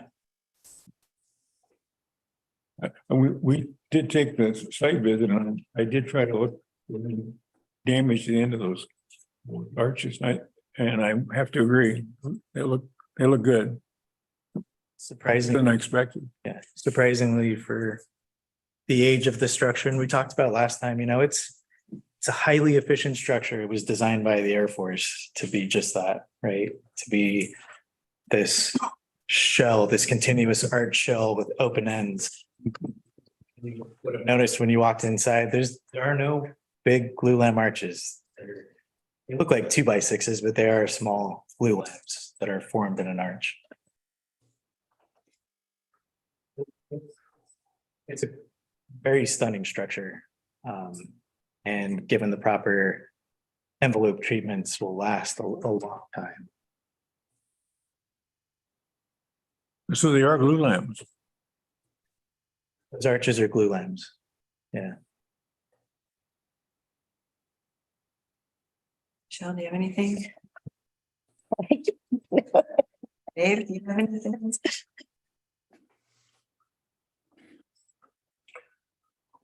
I wasn't able to do the in-depth site tour that you guys got, so I don't have a lot of the detail.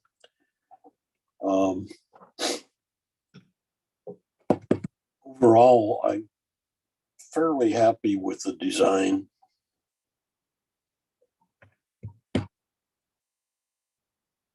I had another question about in the classroom, architecturally, is it really going to be necessary to eliminate one of the classrooms? It's necessary from a programming standpoint, yes, but not for structural reasons. They look really good also. Yeah, and so we have an envelope consultant on board, RWDI. They did a very thorough envelope review of the classroom building and the gym building. Before they and CETA and JJLA were involved in Red Plains, there was another group of engineers and architects that was responsible for evaluating the buildings and designing some seismic retrofit work. They'd been sitting there without use for approximately 9 or 10 years at that point. And, we needed to know that those were going to last some period of time. And both of those groups, I believe that was ZCS, the former engineer, they did their independent analysis. RWDI did an independent analysis and found structurally, you see the very similar deficiencies in buildings built of this age. It's more design deficiencies and not in deterioration of, structural members. The foundations look good.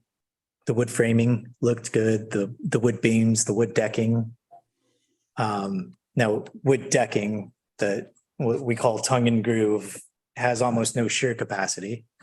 It need the roof to prevent from sliding against itself laterally when there's an earthquake or large wind. So part of that seismic upgrade was to go over the top of that with plywood sheathing. But it's those types of deficiencies that were found in those initial reports and not deterioration of existing members. So for program, you have to eliminate one of the classrooms. I know they're local people that have fond memories of that classroom. So it's almost like we're not maximizing the how some of the ex-students might feel we're maximizing more program and maybe native looks. And that certainly was a concern of ours and something that we had addressed with the public through community outreach events. And we have, locals who went to school there still who are in Cannon Beach that we've surveyed. So far, we've not come up with anyone who takes direct exception to the fact that we're losing one of the classrooms. I think there's appreciation that we're able to maintain 3 out of 4 of the classrooms and repurpose one to support the heritage lobby.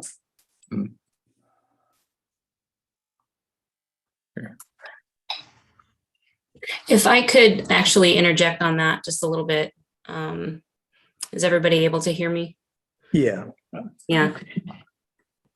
So part of that evaluation that we did with the community over numerous community outreach events, what led us to this interior layout is creating that lobby as a circulation and a gathering space, and providing area to have different kinds of displays up.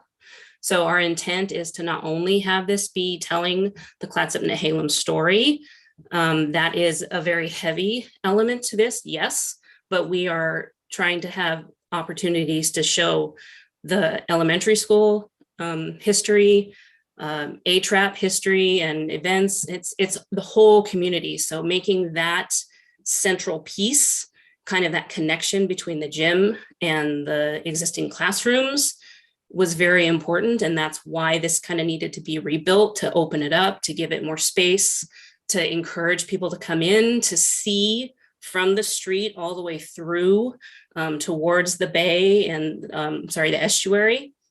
It's all been very, very detailed in how we're gathering that information. So I just want to temper the, you're sacrificing a classroom because you're actually enhancing that, in my opinion. And through the conversations that we've had, you're breathing more life into it and bringing more people in. Thanks, Maya. Thank you. Move on to site. Is there any discussion on the site? No, Talk about? Okay. not for us, not beyond the Heritage Lobby revisions. Okay. So we will move into, is there a presentation by proponents? There may be one. Any presentation by a proponent? Looks like Jan. Jan? Nobody else wants to go first.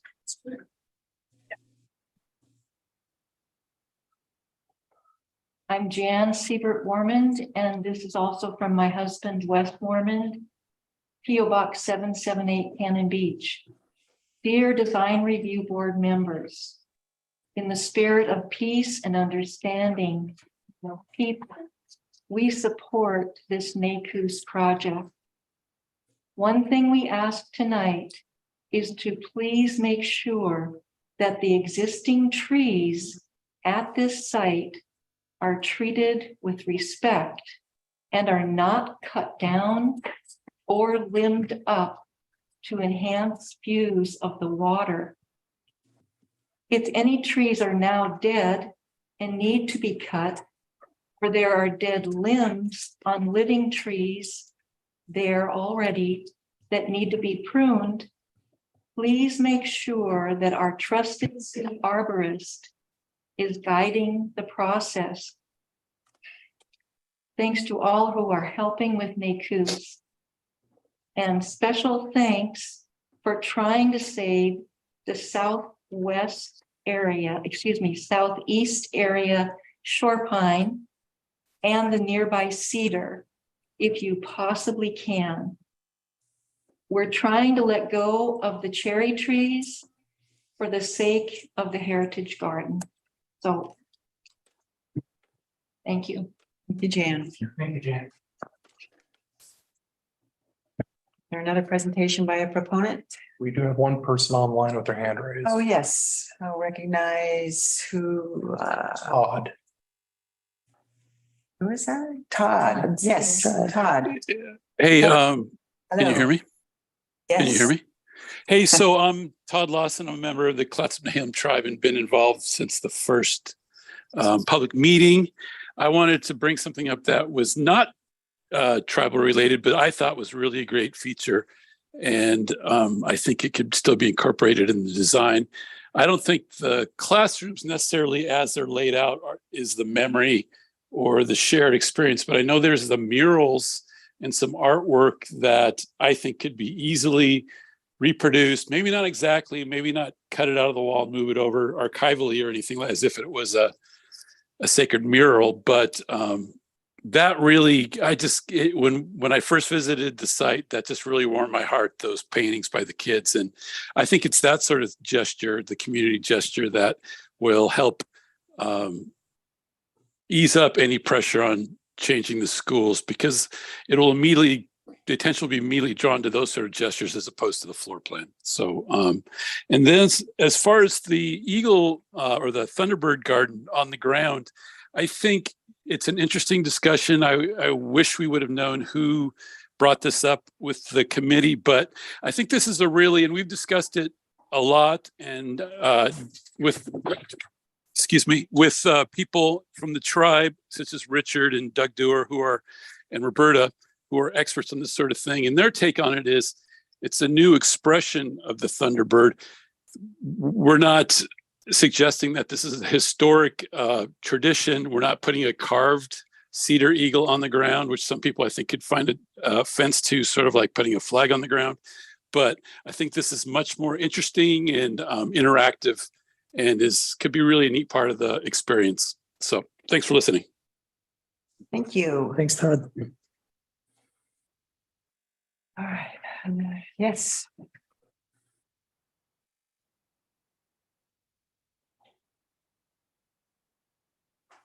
My name is Deb Patia, PO Box 1426, Cannon Beach. I just wanted to find out, how many meetings have we had on this outreach? Public meetings total were upwards of 24. 24, okay, 24. So I'm here in support and honor to the tribes and their presence here before we came. And for so many years, they were there, and it's a sacred place to them. And it's reverence to their culture. So to me, common sense is to let their dream be manifested. And I think that's what you've had several meetings with the tribes, correct? Correct. So that's what I'm hearing. Also, the educational component, I am part of North Coast Rocky Habitat and HRAP.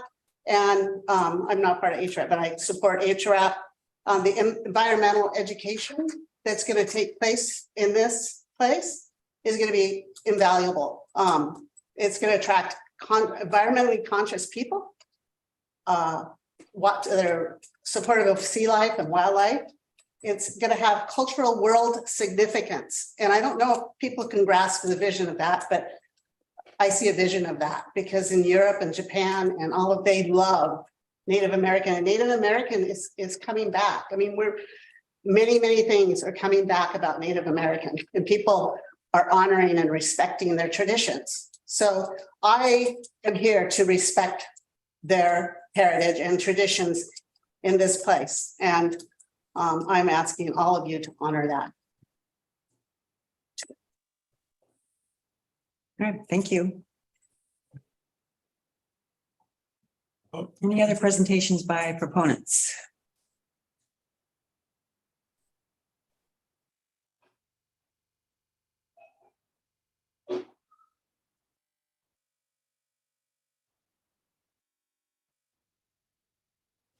Betty Guerin, box 137, Cannon Beach. I wasn't going to talk tonight because I am on the subcommittee, but I just want to, living in Hawaii, the Hawaiian people have taught me how hard it is to have your culture taken away. And this is a chance for us to honor the people that we took everything from them. And now we have a chance to do something amazingly beautiful, amazingly beautiful. Yes, maybe the elk will come. We're going to welcome the elk. We can put up a basket fence if we want something to look authentic. But elk jump into my yard and they only eat the nasturtiums and the dahlias. They don't eat all the other things. They just jump back off. So I think we have to live with nature just like Indigenous people live with nature, and we have to honor the site, and we have to honor the people that were there. And this is our chance to do that. And I hope you will vote to pass this. Thank you very much. Thank you. Anyone on Zoom, Robert, stand up? Can we return to architectural for a moment? Can we return to architectural? Do you have a question? Yes. Yeah. The what's it style building? It's because it's being changed enough.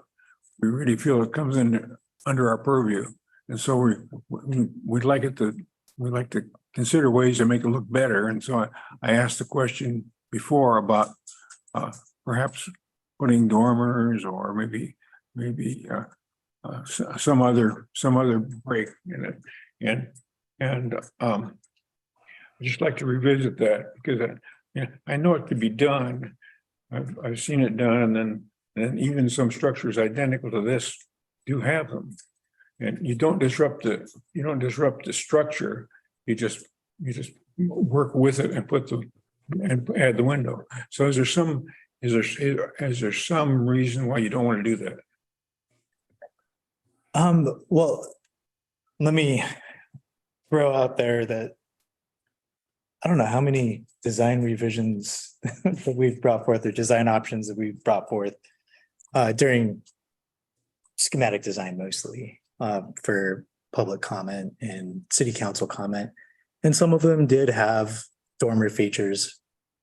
Those particular dormers that we did have were designed such they did interrupt the structure and that there would be glue lam supports added on the inside to make that achievable.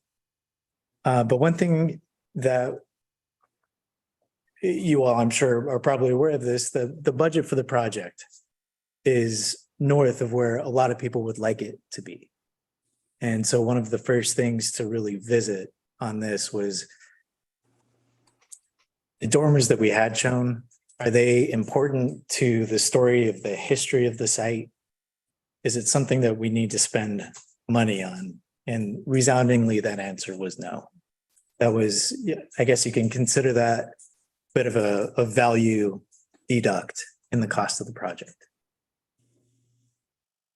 How much would you save by eliminating the Quonset? We didn't have that level of itemized breakdown in the construction budget, where we began seeing that level of breakdown was more after we had eliminated those. Manzanita studied that, and they could save quite a bit of money by just eliminating that structure. So I don't know that I'm understanding your question. Eliminating which structure? Eliminating the entire Quonset. Oh, yeah, I can tell you from the hundreds of people that we have surveyed that there may have been a percentage of that entertained the idea of demolishing the Quonset hut.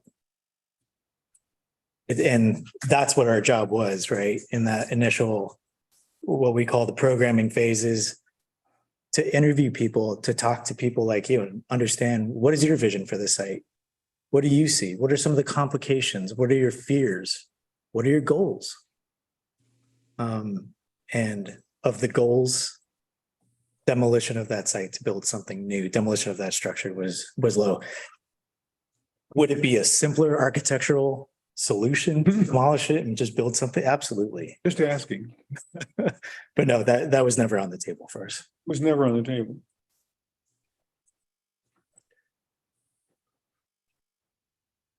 Good. Okay. All right. Are there any presentations by opponents? We have a hand raised, but I don't believe it's a opponent. Okay. Well, we can go back to proponents if Todd has something else to add. The hand's been lowered. Yep, there it is. Todd, do you have some more that you'd like to add? Looks like he's muted. Who is that? A little bit. Todd Lawson, again, representing myself, not as a tribal member on this one. I'm an architect and a designer and an artist. And I really think messing with the barrel vaulted shape is beyond difficult and beyond our budget. And I think the first photo that will be taken from is going to be inside the space, showing what an amazing space that Cannon Beach saved. It is one of a kind. When I went into it, the first open house, I was awestruck. And I've been to a lot of places, and I'm saying that honestly, that with the right lighting and the right program in there, it will be the nicest space on this part of the coast. It will be something special. And I don't think putting any money into it on the outside is going to make it any better on the inside. And I think it's kind of a fool's errand for the exterior. It's a simple barrel vault form. The team, the architecture team has tried really hard to make the human scale at the entryway and places for people to get out of the rain and wait for an Uber or wait for a bicycle to free up. And I think the form shouldn't be messed with and that money should be spent on other things. So excited about Uber. We don't have Uber here. Thank you, Todd. All right. Well, we can address the Uber situation in another meeting, but I think you understand what I'm talking about. Waiting for mom to pick you up after pickleball. How about that? Okay, so there were no opponents. Is there a staff report or response? Nothing more to add. Okay. All right, moving right along then. Are we ready to close the public hearing? Would you like to move to continue? Is anyone ready to make a motion?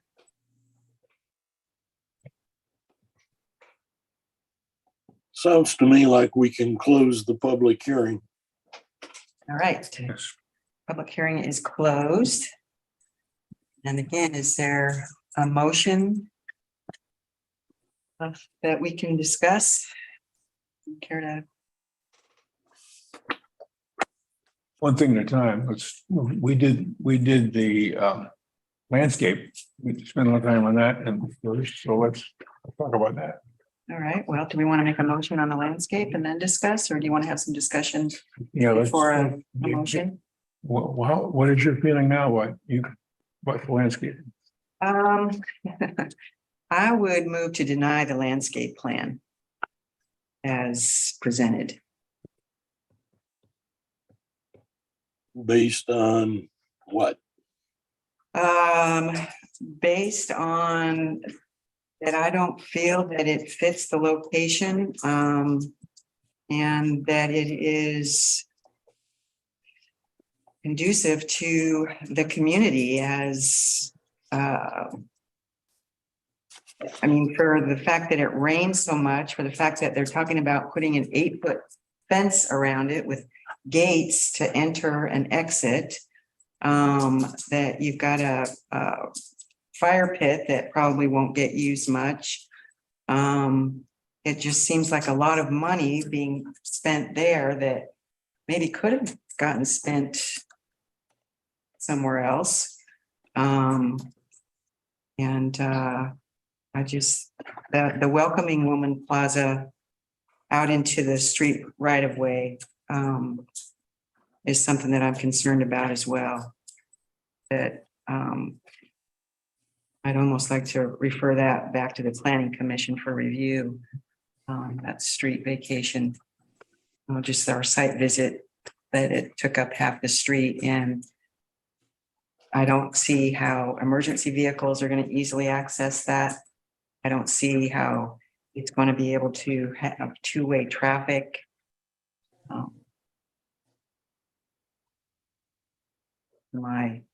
mean, it's a beautiful design.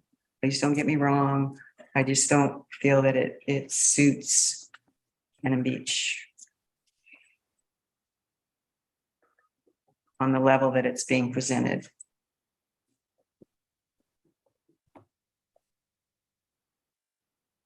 I'm concerned about staffing, both for maintaining it.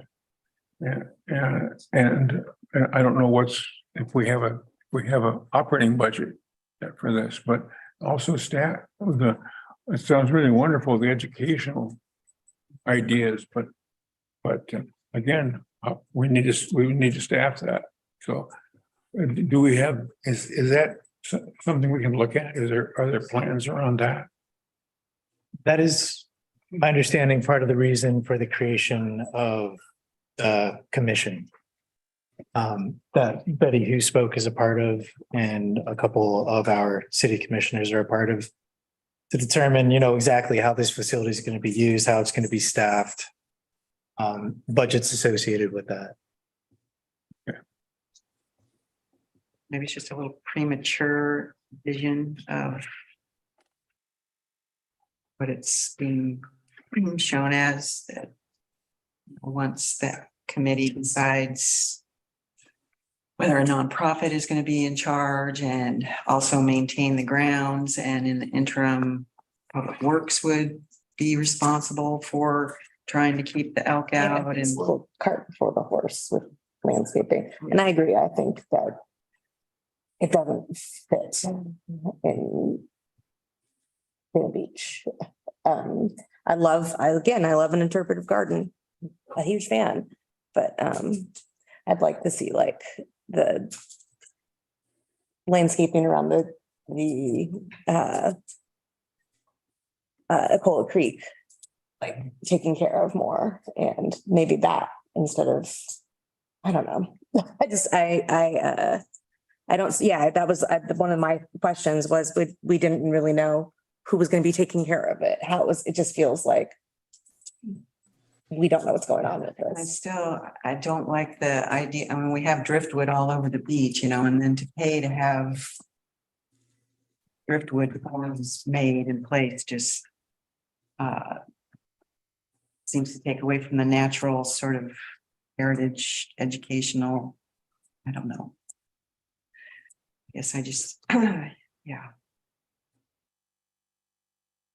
But I don't know if that was a motion. Well, that's what I'm trying to. Looking for a second. Have a second, and I will second the motion to deny the Okay, so landscaping. we have a motion to deny the landscape design as presented and a second.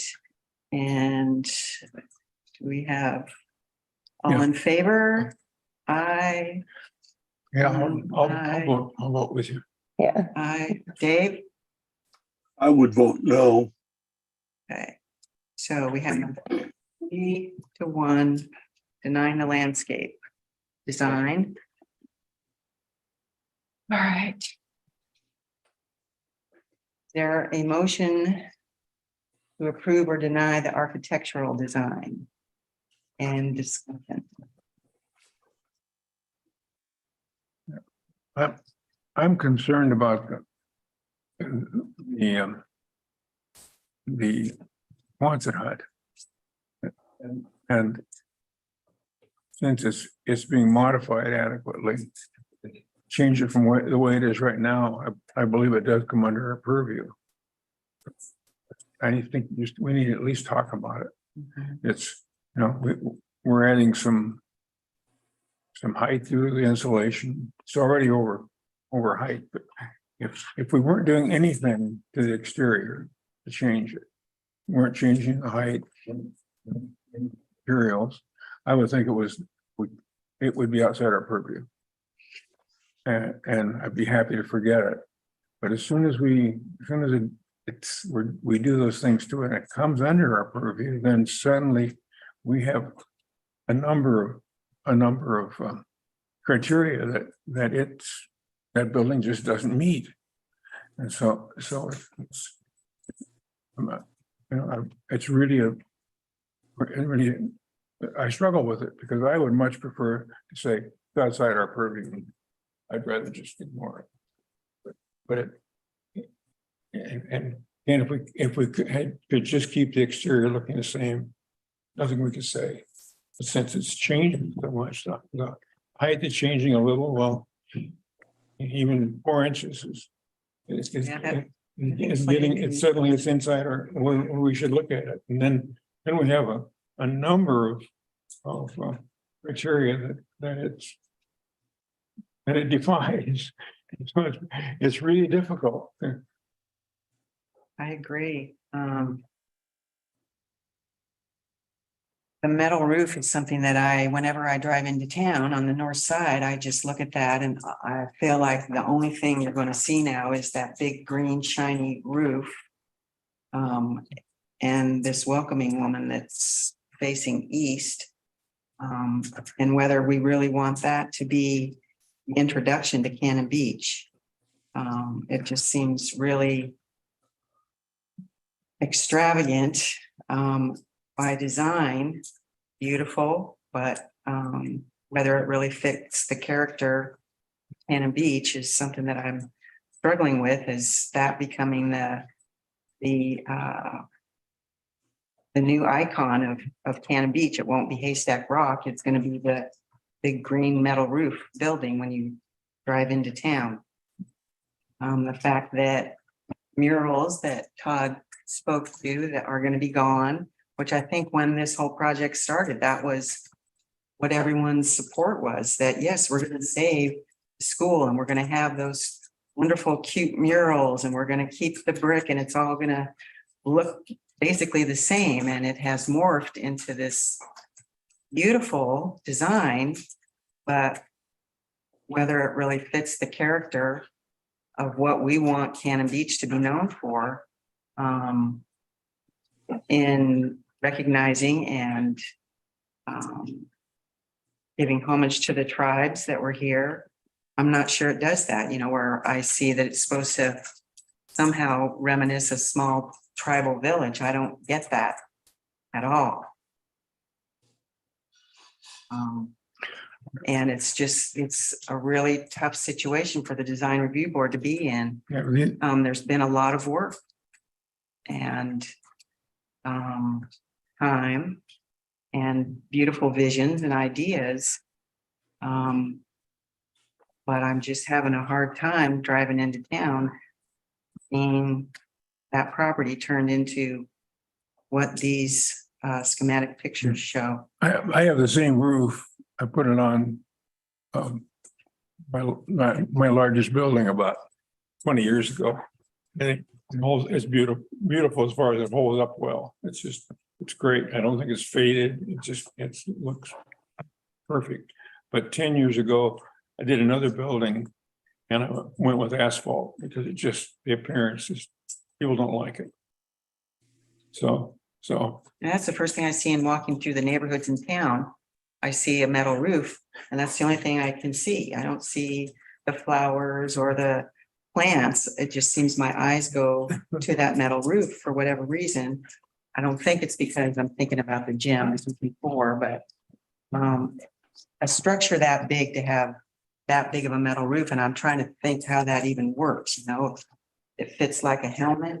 You just come in with this big round metal, or if it's just pieces that come in. But there is nothing in town of that size that has that amount of metal roof to it. And especially coming into town, the first thing. Would you be okay if it was shingled? I would like it to be cedar shakes. That. You want it to stay the same that it is? Well, no, it's asphalt. I thought it was cedar. It's a heavy asphalt. Yeah, Oh, really? on the roof. Oh, because when you're inside, like you're close to it, and I thought that they were cedar. Oh, On the end wall. yeah. End wall. Oh, okay. Not on the arch. Okay.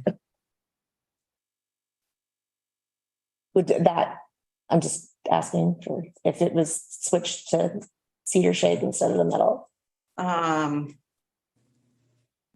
Well, I think that would definitely make a big difference for appearance to me.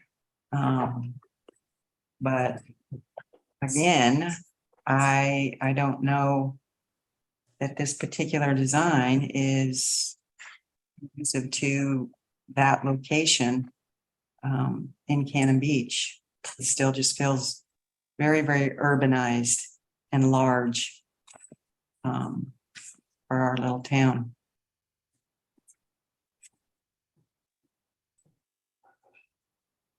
Have you guys thought about making it cedar shapes or?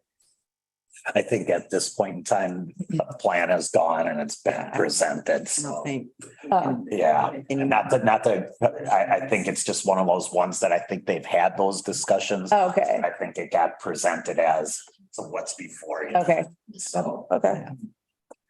Oh, yep, Steve, can I just add something real quick and just?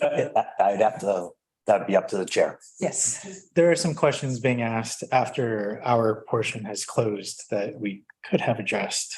Like the public right of way and whether whether we could have two-way traffic in there. Whether it's of applicable width to be serviced by emergency vehicles and personnel. That all has been very carefully taken a look at, and we actually had Keegan Peters with Red Plains at 10 tonight to be able to speak to that a little bit. I don't think we're on the site plan yet. Yeah, I didn't see anything in our packet that was, I would have liked to see Cannon Beach Fire Department sign off on it. Just come in and say that, yes, this is safe and I can get my fire truck in here, no problem, I guess is what. I can comment real quick on that. There was a lot of look by both the police department and the fire department before the vacation went to council, and they were okay with it. Not saying that right, wrong, and different, but that was their take on what was being proposed. So they did have the opportunity to speak to council and give some input before that action was taken. Where our current fire chief. That's correct. They had input. I was talking to the chief. He says no one has ever asked him, and he has serious concerns. Gotcha. Okay. That's not what took place at the actual hearings themselves. I'm not saying I'm not speaking on behalf of the fire. I'm just saying that was the message at the council meeting. What I'm hearing in the community. Yeah. It didn't happen. So at this point in time, I think we're still on the architecture. We haven't gone to site yet. So I think we should stay where we're at. yeah. Thanks. And act on, a motion with regards to architecture at this point. I don't think we're going to be acting on a motion. Oh, a motion. Right. We want to say yes, but it's too, once we've modified it, it's too big of a structure. It's the biggest blank structure in all of Cannon Beach. And I don't think we can approve it. So I would vote A motion. that we deny the architectural plan. A motion to deny the architectural plan. I would like to. You would like. I'm gonna abstain. Abstain. Okay. All right. I would like to abstain too. Huh. I still What does that mean? Well, I think we have right now, before. I think what we have right now is a motion on the floor. Somebody has to And second it. You don't have Second, you don't have a second. right, no second at this. I will second the motion to deny. Can the sheriff share? And then, yeah, and then we can roll call. A roll call, please. All those in favor? Aye. All right. Dave? I vote no, no again. You're voting to deny or to, He said no. Yeah. I'm voting not to deny. okay. Okay, And Michelle, you're going to abstain? Abstaining. so that would be 2-1 in terms of denial. Mhm. So we can move on to the site plan. Right.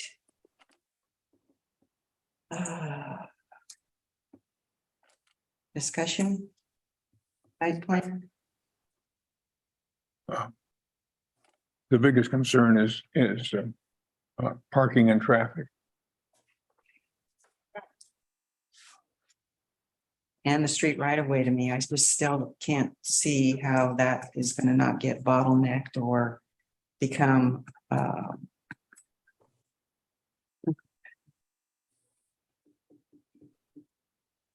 Now we've got Harding's right there with, I don't know, they're parking, trying to back out onto a very narrow street. And then we've got two-way traffic. And then the residents that live there, and I wish, can we refer it to the planning commission to review? Vacation has already been acted upon and it's been approved. So plan commission doesn't have anything to do with this. This would be strictly with regards to the site plan and DRB. So the vacation is done and complete. And that was, they were aware of what was going to be going into. That's correct. So they were given these plans to. Right. Yep. So, so can we make a motion to refer it back to the planning commission? The vacation's complete. It's done. So you're not, there's nothing to act on, even though you guys are speaking that you have concerns. The thing that you would want to do in this particular case would be a motion to deny based on these reasons. But the vacation itself, meaning the right of way, has already been done by council and is no longer there. So that action has been approved and it's complete. So the planning commission approved it and then the city The council. plan commission, I believe it was a recommendation and I believe it was an approval of resident. So the plan commission recommended approval and then council, anytime there's public right of way, the plan commission would review the document, would make a recommendation to council, and then there's a formal public hearing before council to act upon that vacation, meaning getting rid of that amount of right of way. And that took place and that action has already occurred to vacate the right of way. So that's a done action. So it would have to go back to council. No, the right of way is no longer there. There's no action to take place anymore. That section of Beaver is no longer considered public right of way. It is part of this private property today. How is this private property? This is owned by the city, is it not? It's part of the time, anytime you do a right of way vacation, you go through a public approval process. And in this case, there was action done by the city to vacate this portion of right of way to allow it to be part of the school property.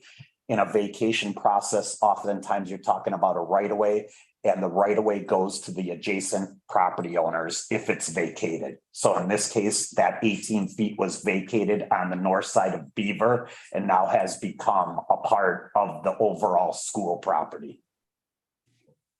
But it's not school property. I'm sorry. Yes, I'm sorry that I'm speaking wrong in terms. Yes, the city property that the school is on.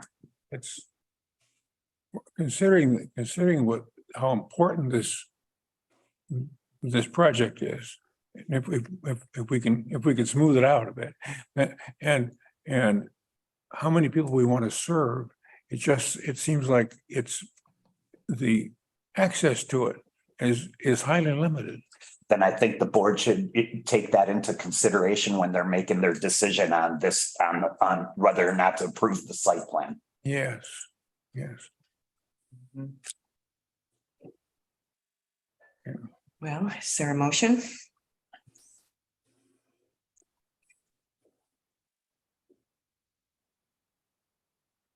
Based on public access to a place that we want to use to teach people, I would have to move that we deny it based on public access. Rest of the site plans. All right, so there's a motion to deny based on public access. I would amend that motion to include also emergency safety and evacuation.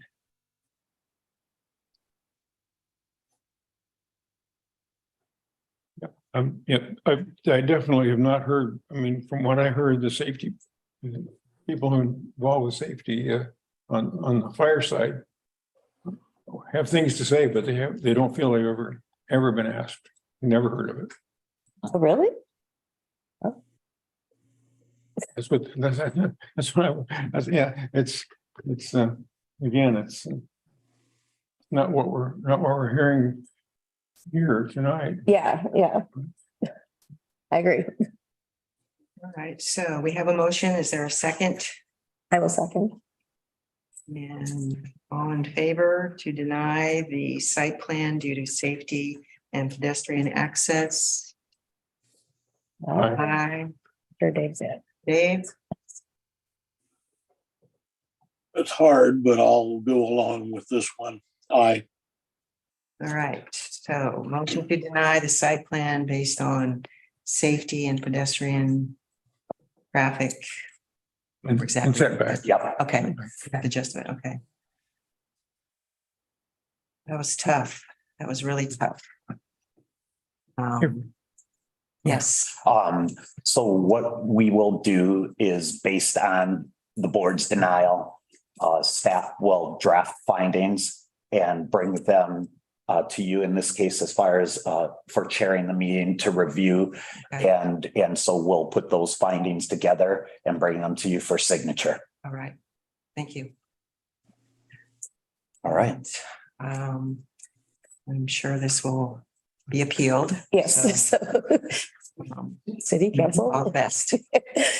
Well, thank you and Yeah. thank you for Luck. your consideration. Yeah. Well, as I said, it's a beautiful design and concept, but for me, as well as some of the other design review board members, that just didn't fit into what even though you talked to the community, I think that if they really peeled back all the layers like we did and thought about all the things, that there might be a little bit different concept, smaller.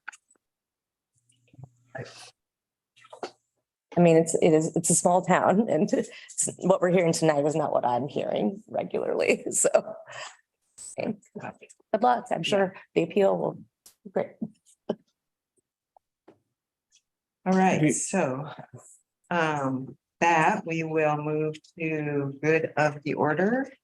Is there anything for good of the order? Right, meeting is adjourned. Woo.